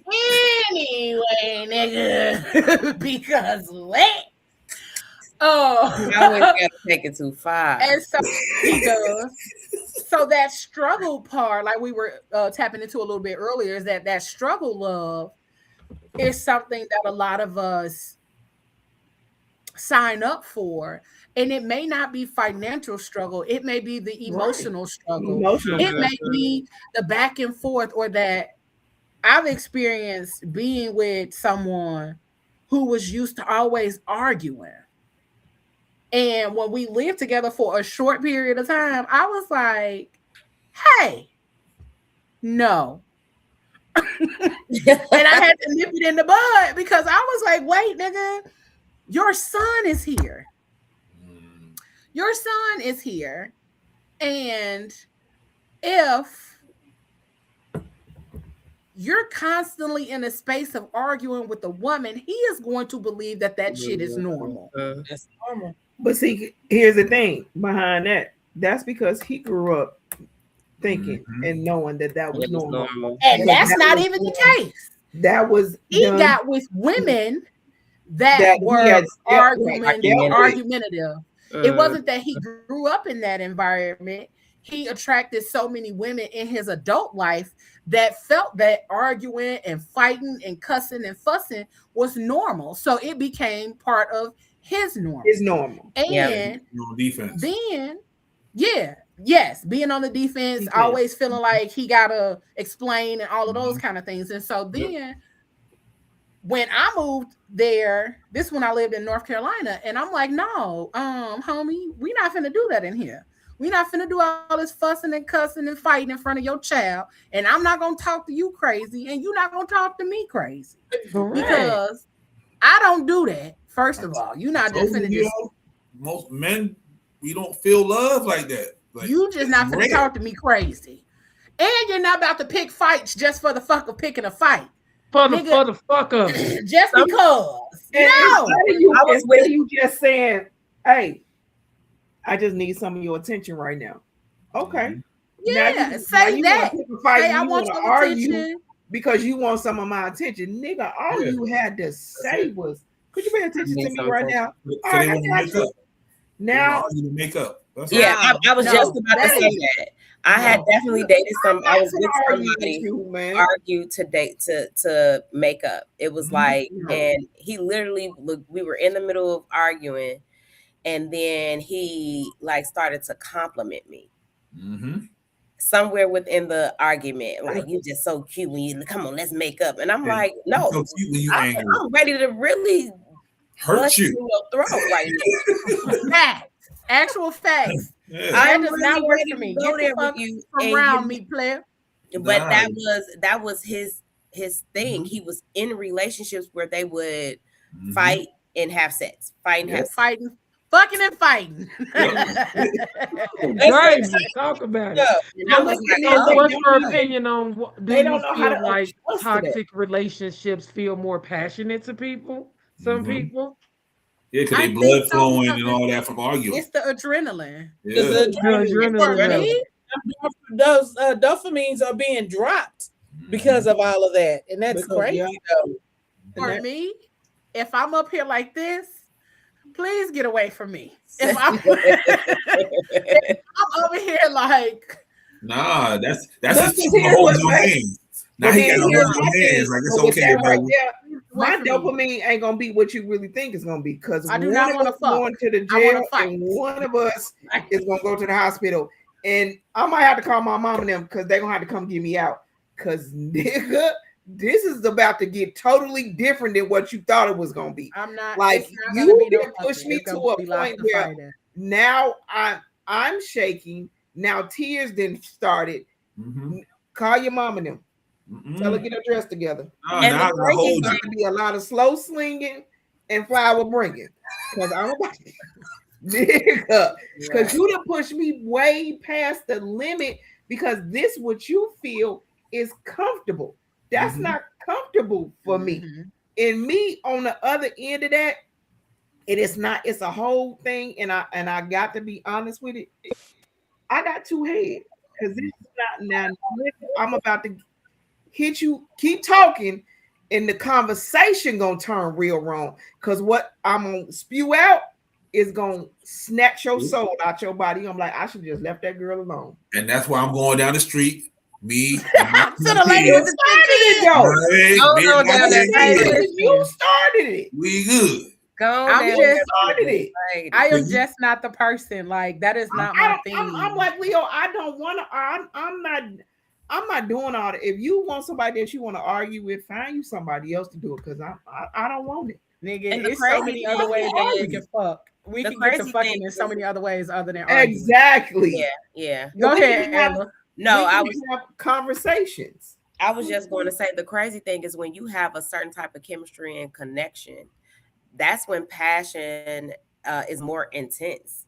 When you can actually like bond and communicate effectively and have some type of emotional connection that has control over it, where you're not arguing and stuff all the time, but you can have like a conversation about your differences and still kind of look at each other in this space where, like, you want me to lick on you now? You know what I mean? You have this disagreement, but it's like the body is calm, and now you can put all of that extra energy that you were using, all that yelling and screaming, and you can put that in the passion, in the sex, in the love making, or whatever, and that is way more intense than that having an argument and then having sex. Like, that's crazy. Yeah. And I think, because I might choke you out in the middle, right? Because now it's going to be a whole different type of experiment going on. Now you said you're talking about red, and I ain't stopping. Listen, and for me, I am not a person that likes to argue. So if we get to that point, it's no intimacy after that. No. Like, now I have to reset my nervous system. I got to come back down from that, because I got to decompress. I got to release. I got to let go of all of that extra shit, because I'm not in the space to want to be touched. But also, if we could have just had a conversation instead of an argument where our emotions got super high and we sat down and talked, and then there's also the care that's shown in that argument or after the argument that could make someone be in the space to want to have sex. But if there is no care, if there is no checking in, if there is no concern or consideration, then it does leave that space where you like, oh, okay, you think we finna, and then I'm finna just choke your ass out and put you to sleep. Go to sleep. I'm finna debo your ass. Emotional intelligence ass go to sleep for real. Super high up on the list. It is vitally important. I'm very much like you, Leo. I'd rather problem solve. Like, I'm not afraid to discuss any conversation, I don't feel like I got a woo-ha just because it's a hard conversation to be had.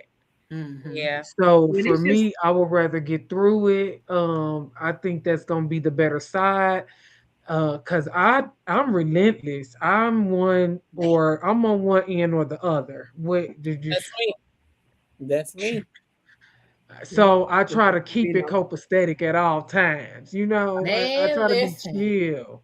All times. Oh, Why I we don't like. why can't we make it? Why can't the norm be that we just have a conversation? Because Yeah. that's what everybody's And like. here's the thing: the whole thing It's like behind that right is that for people. everything that you say, I'm not going to agree with. Everything that I say, that You're you're not not gonna going to agree agree with, with. and It's just not. let that be the norm and be okay with. Okay, I heard what you said. Now hear me out, and let's come to some type. Even if we don't agree, comes to some type of mutual agreement. Like, hey, okay, I got it. Let's work on that together. Together. How can Yeah. we correct this together so we not back into this same space? And we have corrected it and moved on, but we still working like, okay, I know we had this conversation about this before, but hey, let's try this way instead of this way. Cause I'm seeing what we was already doing one work, it's not working, but let's try it this way and see if this works. That means that we didn't came to some type of mutual agreement, like, hey, you know what? That's not working for us, but we're gonna work past this and get over that. But we not doing this hollering and screaming and backing and forth and on. And now I done talked about your mama, you done talked about my mom, and I done talked about your kid, and I done talked about Listen, for real. You talk your little about my mama, baby nigga. And and all not that. And talked then about your mama. that whole thing is like Bang bang. because you push the button when you went too far when you get to talking about people, mom and daddy and all that. Like, wait, Oh, you want to talk about mama. Yes. it's like Because I guess the norm for some people is to bring up be in Joanne that. Denise, and I swear to God, it's gonna get real. It's gonna be some furniture moving around this motherfucker. I promise you that. It's the norm for them to be in that. They have to in win. that tense mode, and they want to just now let's just argue because this is the right. No, it's not the right thing to do. Calm your, work with your emotions, and just like, I just didn't like what you did. Okay, my bad. That was probably not the intent. You gotta understand. Go ahead, Regina. I'm sorry. You gotta understand, a lot of people are not taught to communicate. Right. And that's the big issue. A lot of people feel that if they argue, that is a part of a communication. But you have to, with me getting older and learning a lot of things I did not like about myself, and I was one of those people, I would argue, damn baby, and then try to break your neck in the process. But as I'm so now, I'm at this big age that we got to have communication. If you cannot communicate with me, we cannot have anything, because I'm not finna argue with you about anything. We can agree to disagree, right? And we can move on. Now, baby, what you don't want is that old me popping up. I'm not trying to for murdering nobody. So now I'm at this point. Baby, pump your nerves. Let's talk about it. But you have people who will be like, I don't want to talk about it. I just want to. Well, baby, guess what? While you arguing, let me grab my purse. Let me kind of grab my purse. Yeah, and that's when you head out the door. You argue with the wall over there, because what I'm not going to do is argue with you, because I'm not finna go to jail behind you. Because I already told you I'm not arguing. I know me. I go from 0 to 1,000, and I'm not trying to do that. I want to communicate. Let's talk about it. So, since we want to talk about it, let's talk about what grounded love looks like. What grounded love actually looks like. Sounds sexy. And before girl, don't it? Don't that shit make you want to rub on somebody? Like, that sounds real. It sounds spiritually connected like a motherfucker, don't it? But what do you all think grounded love is or looks like? I feel like it's kind of like an understanding of your person, and to be able to effectively hear and listen and effectively communicate, whatever the situation may be. And see, I feel like grounded love is that kind of love that is regulated. It is rooted. It is real. It's not built on like fantasy or fueled by adrenaline. It is not sustainable by fear or the fear of losing someone. It is something that it just basically kind of bounds you and your partner together, because you both have come to this understanding that you know where you want to be in your relationship, and so you're both on the same level and you put the work in to make sure that everything is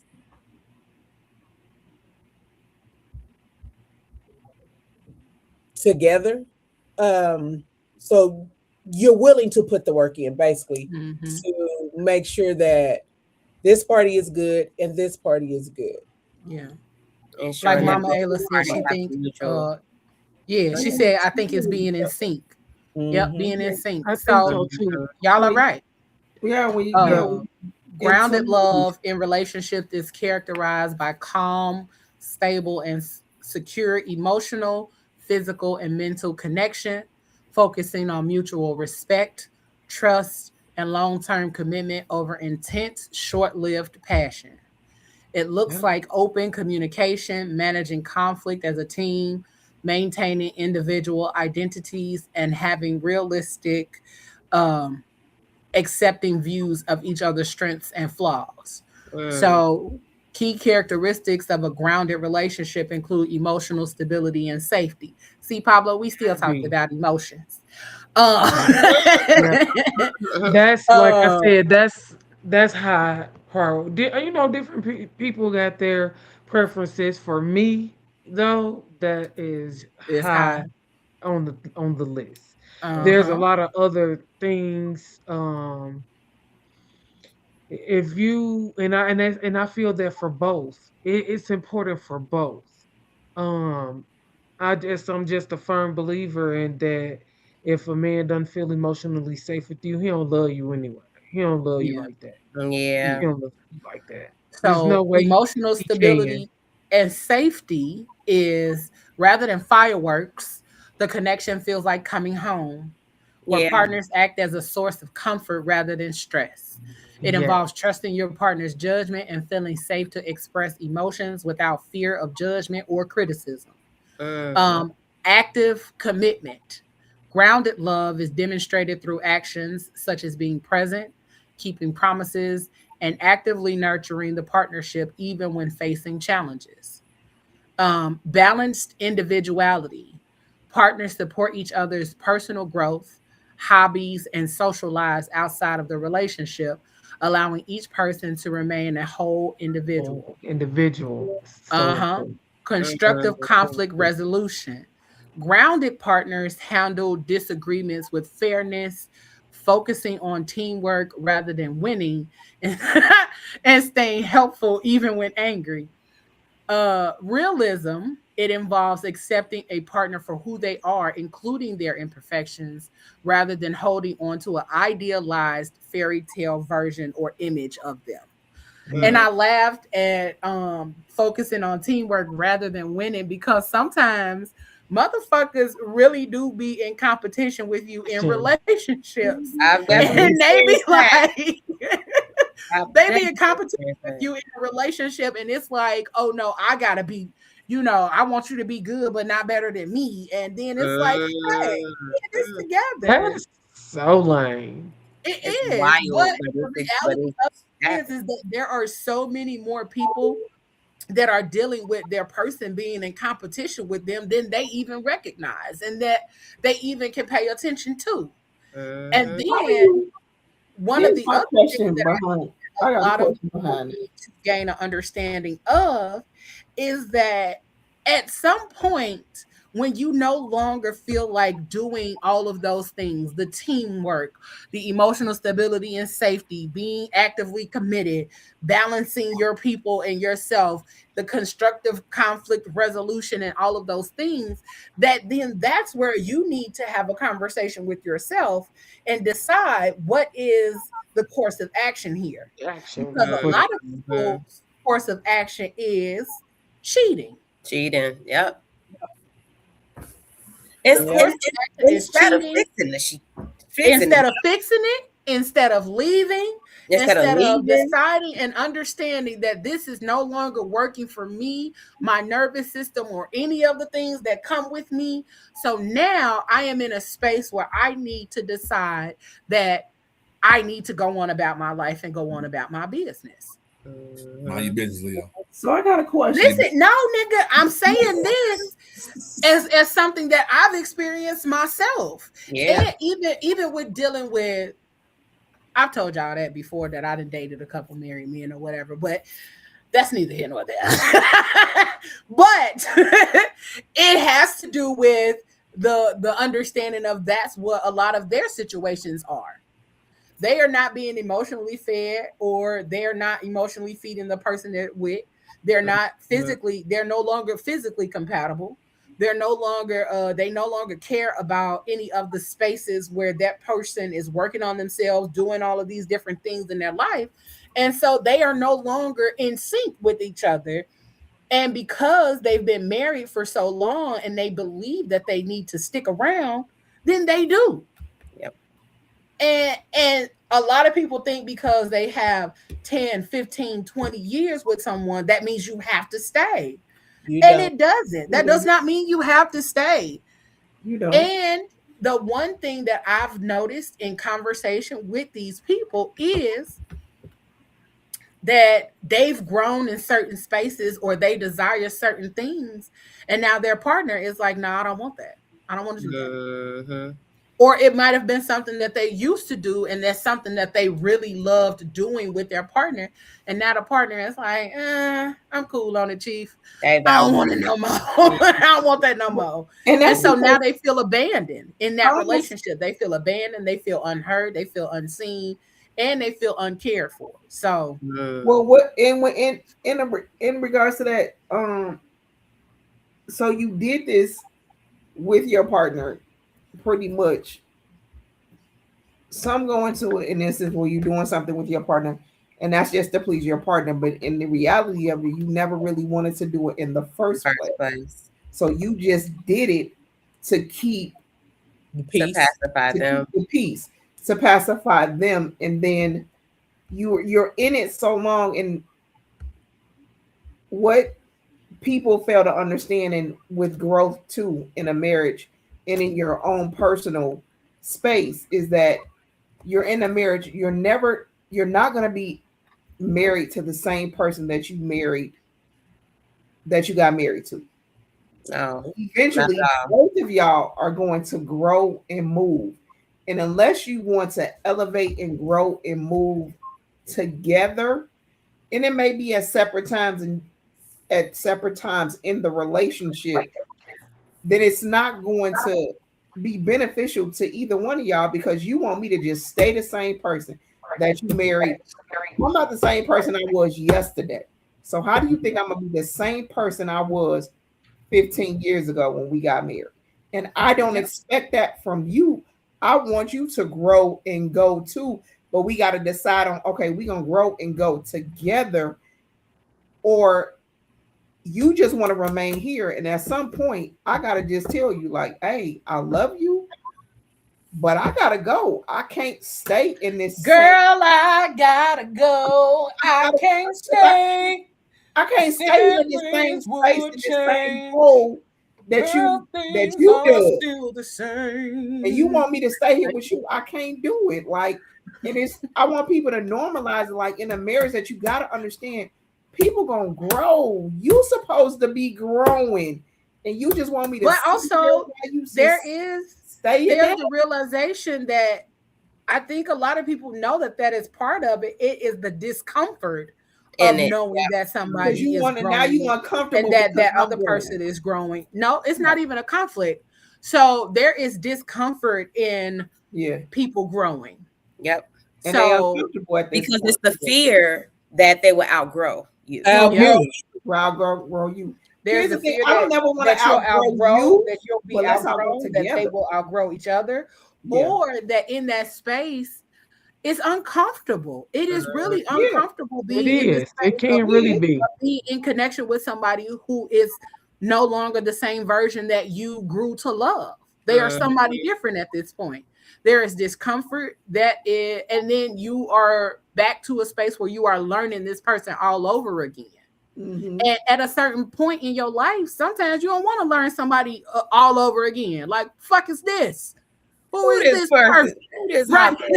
Fuck is you? No, where's the nigga that I married that like swinging from the chandelier and all of the crazy shit? Now he calm. Now he, and it's different.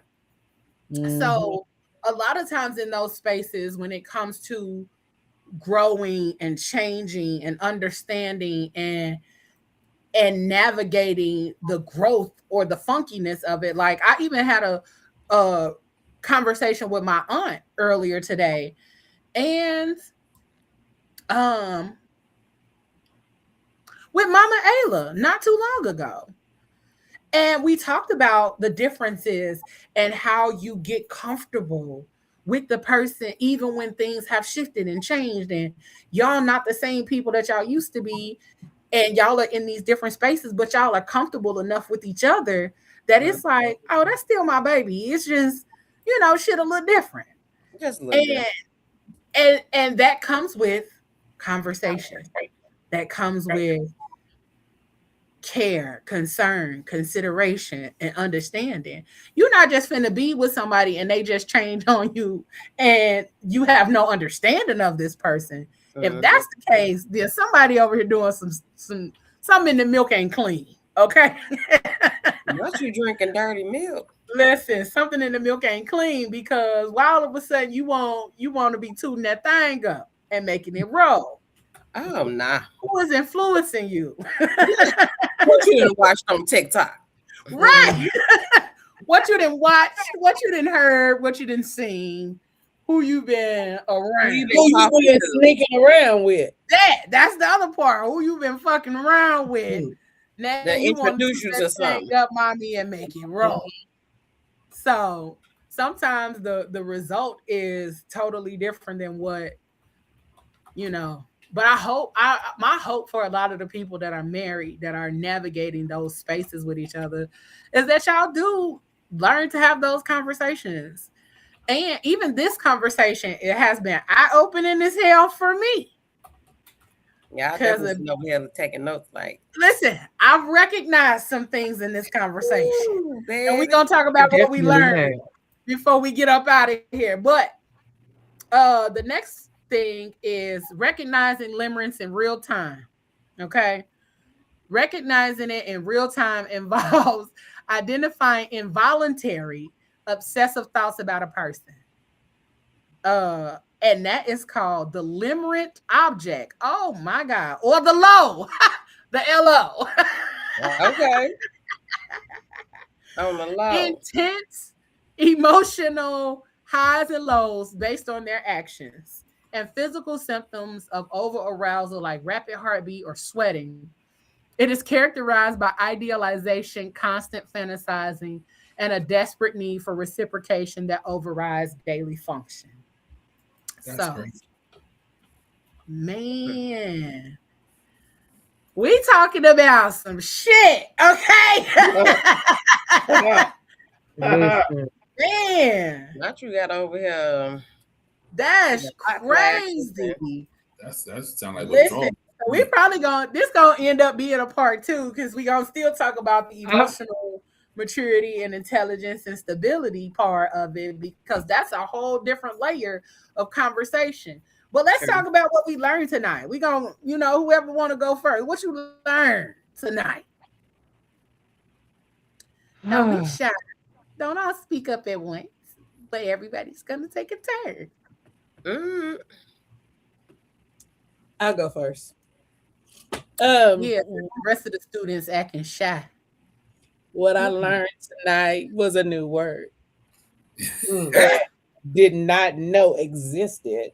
I'm with you when you're right. Limerence applied to my life. So, yeah, when I seen it, I had looked it up, and then when I watched the videos, I was like, it clicked, and I was like, oh shit, this is something I've experienced, something I've went through, and I've learned that the difference between love and limerence, and it makes a big difference when you look at a relationship, how you be like, wait a minute, am I in love with this person or am I in this limerence stage? And it just makes you be like, now that you know the characteristics of it, so it just makes you be like, okay, now I can be like, I'll be able to watch out, and I know I'll be more aware of which stage I'm in. Yeah, I don't want to be obsessing over nobody or anything like that, but then, I'm better aware, and I'm glad we had this conversation because you put me on some knowledge and some game. Okay, thank you. Who up next? I want to say it's on you. So what you want to do? Go ahead, I would say I definitely learned potential is not a promise. I have learned actually based on the definitions of the three, I've kind of actually thought about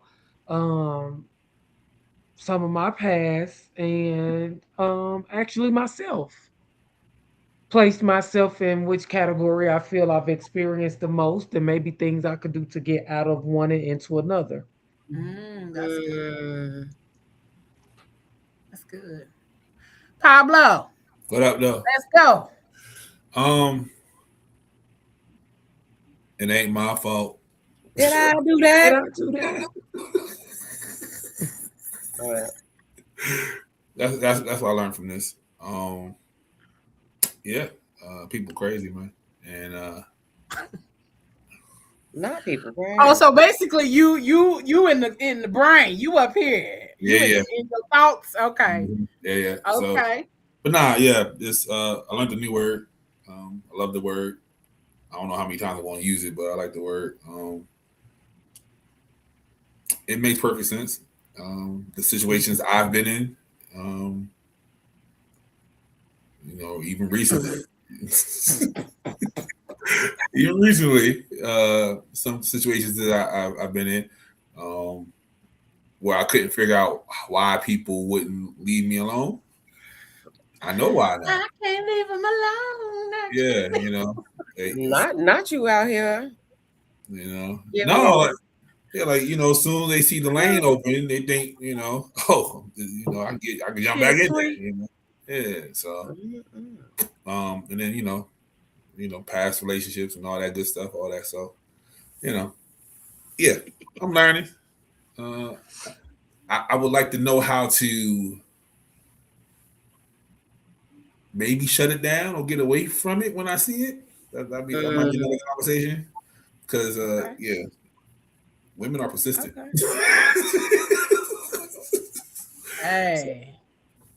Yeah. Between you and Moses, y'all be out here experiencing some shit, and I'll be like, I don't understand. Yes. I don't fucking understand. True. Yeah. I don't understand. Strange. Oh, and the day of the Geechee is over. That's why I like Uh-uh. yeah. He had to hit you with the day of the Geechee. I learned a new word.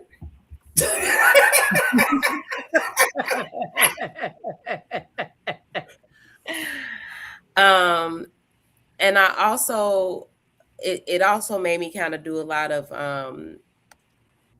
self-reflecting and understanding how some of the things that I've done, like I've basically created those situations, even though I want to, you want to blame somebody else, but in all honesty, you've created. I'm blaming. Okay, I'm not. I'm gonna take accountability. Okay. We're out here blaming others when in all actuality, the decision at the end of the day is ours. And the thoughts and the things that we put in our head based on the euphoria or the feelings that we're feeling in that moment with that person. Like I'm trying to recall the one part where it was like having these childlike feelings.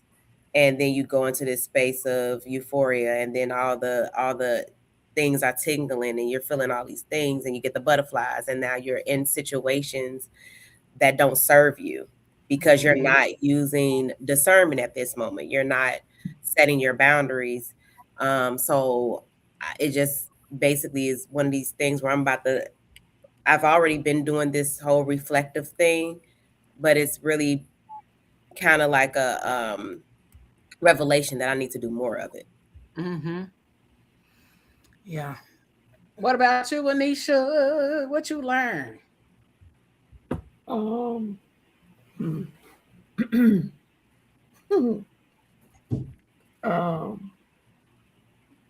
First of all, I learned a new word. Everybody talking about I learned a new word. No, I learned a new word last when you sent it. But now it's a better understanding of what it is between the honeymoon stage of it and the love portion of it. That there is something in between that hey, you really thought that maybe you was really going crazy, but there's something in between that. And in the midst of that, your boundaries have got to be strong. Have got to be strong. Your boundaries have got to be strong. In it clicked in a lot of situations like that I've been in. Like you like, damn, that's what that was. And now it did make me do some internal like, you was the one. It wasn't them, it was you. So you got to look at it. This made you look at a lot of stuff from a different perspective and take some accountability for what you have already done. Like, it really wasn't them, it was me. Listen. I was in the middle. Yeah. You ain't gonna do it. You ain't gonna do it. Can't do it. Like, Can't do it. Sorry. Catch me in next year. I'll see if I got something for you. So, what I learned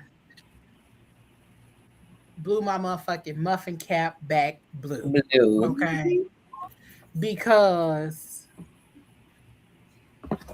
like I told y'all, I started going down the rabbit hole of limerence, love, and lust, and was losing my shit because a lot of folks really think love is the totality of the feelings that they have. And it's nowhere near love. It's nowhere near that idealization of love. It is limerence, it's the honeymoon phase, it's lust. All of those other varying degrees of what you're feeling is not love. And I've been caught up in a real live fatal attraction. No, I'm just playing.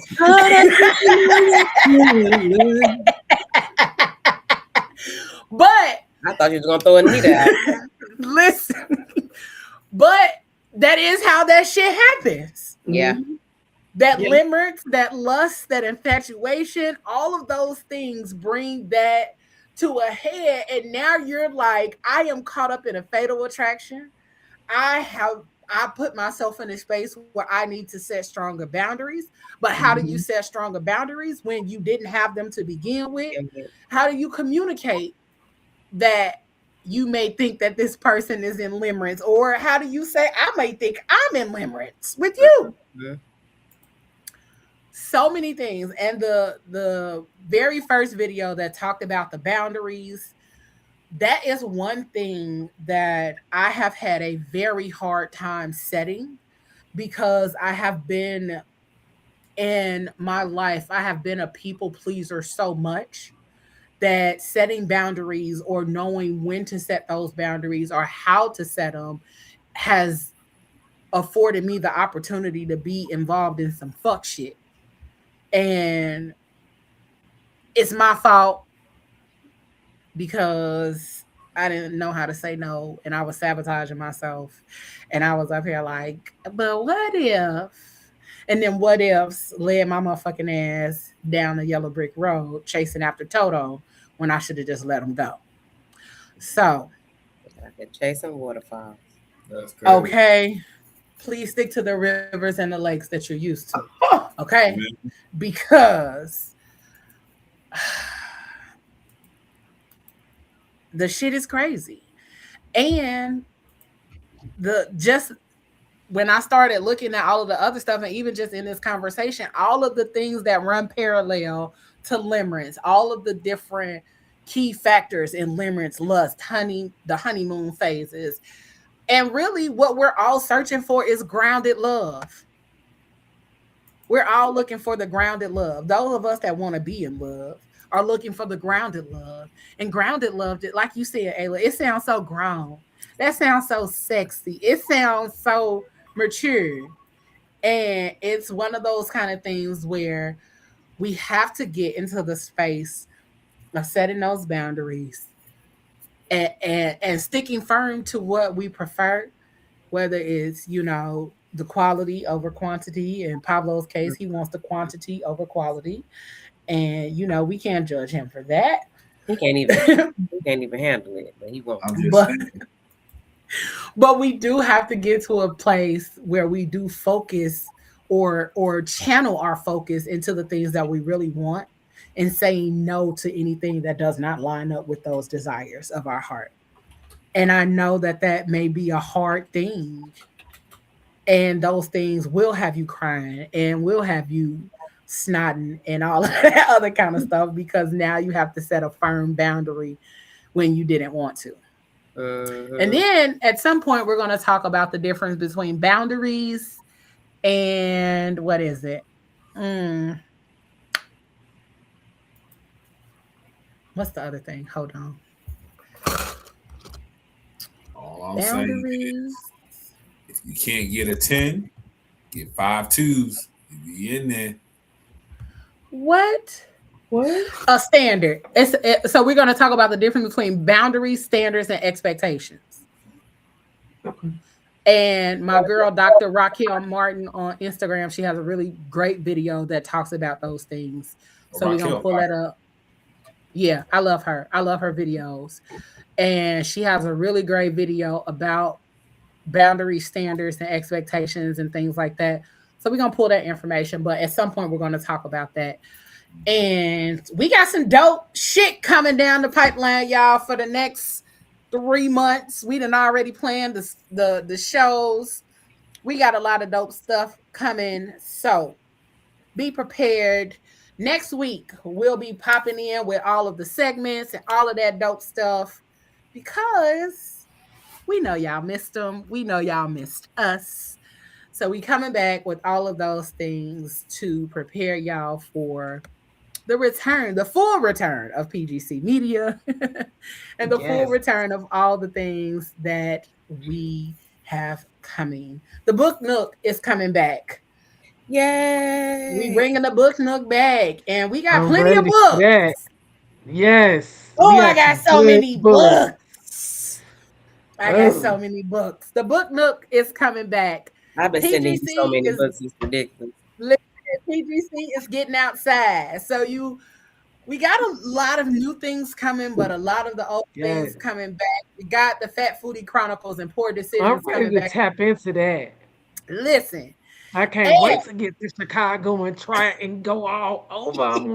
I want all kind of food. We finna be outside. Okay. We do have Black Foodie Week coming up. Okay, send me the info on that. Send me that so that way we can So be when I outside. go down the street with Shorty with the 10 kids, I can tell you what she cooked.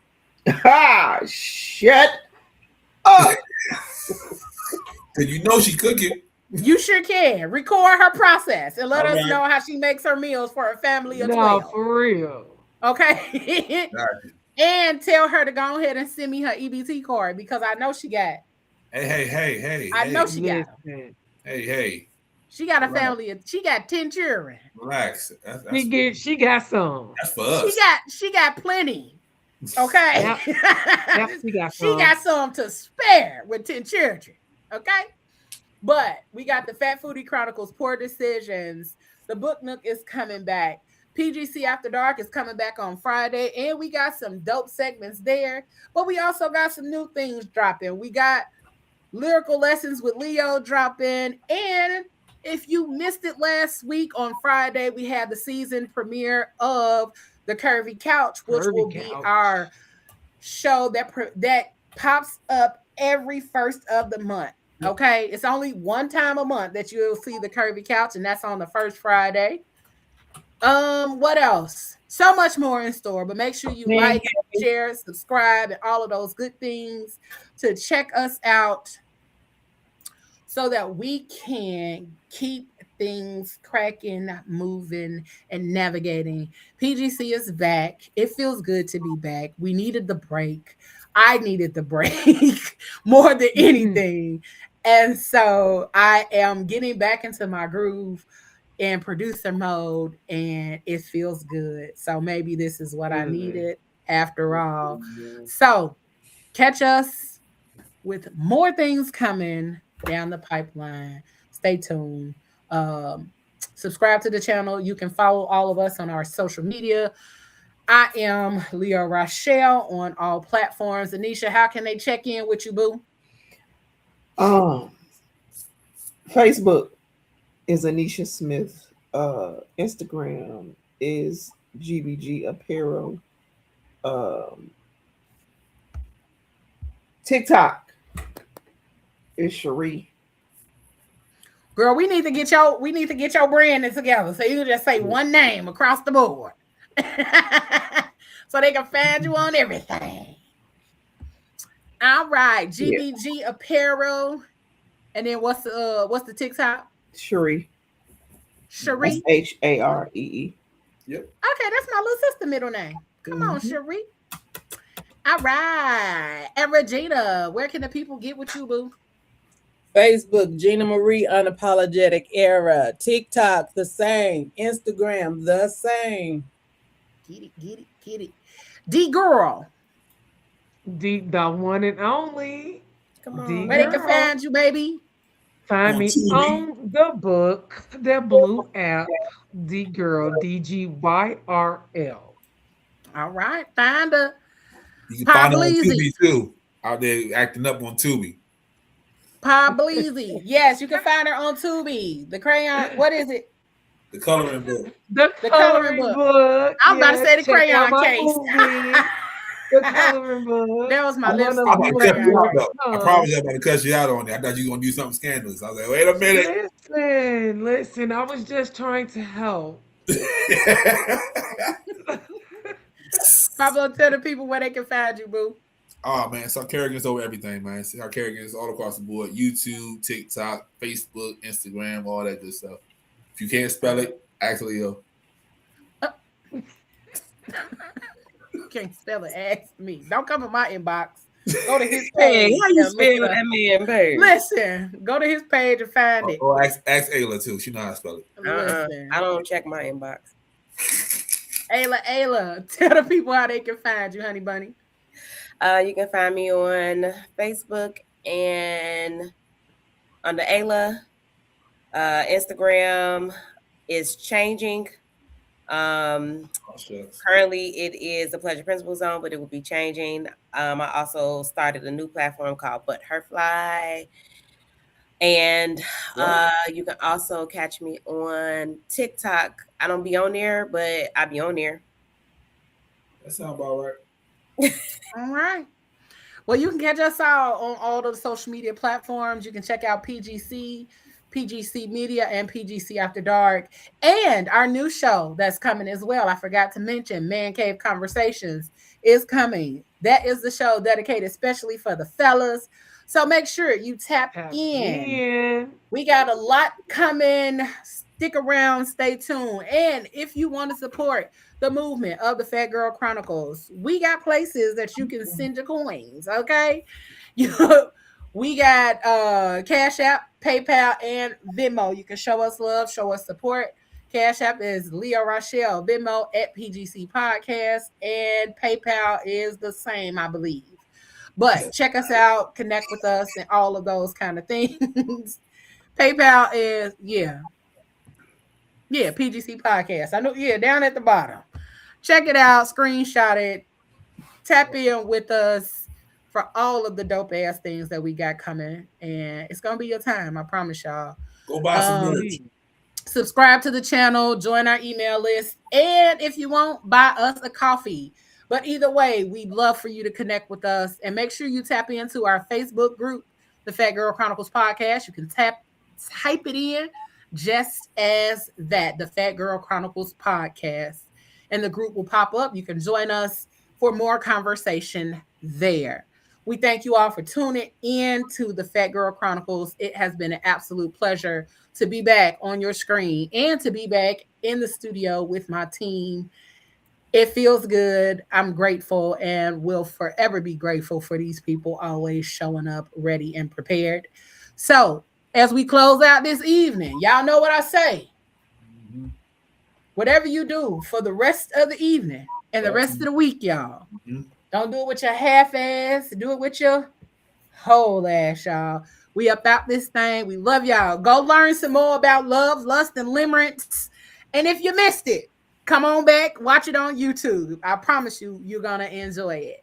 But we out this thing. We love y'all. And good night.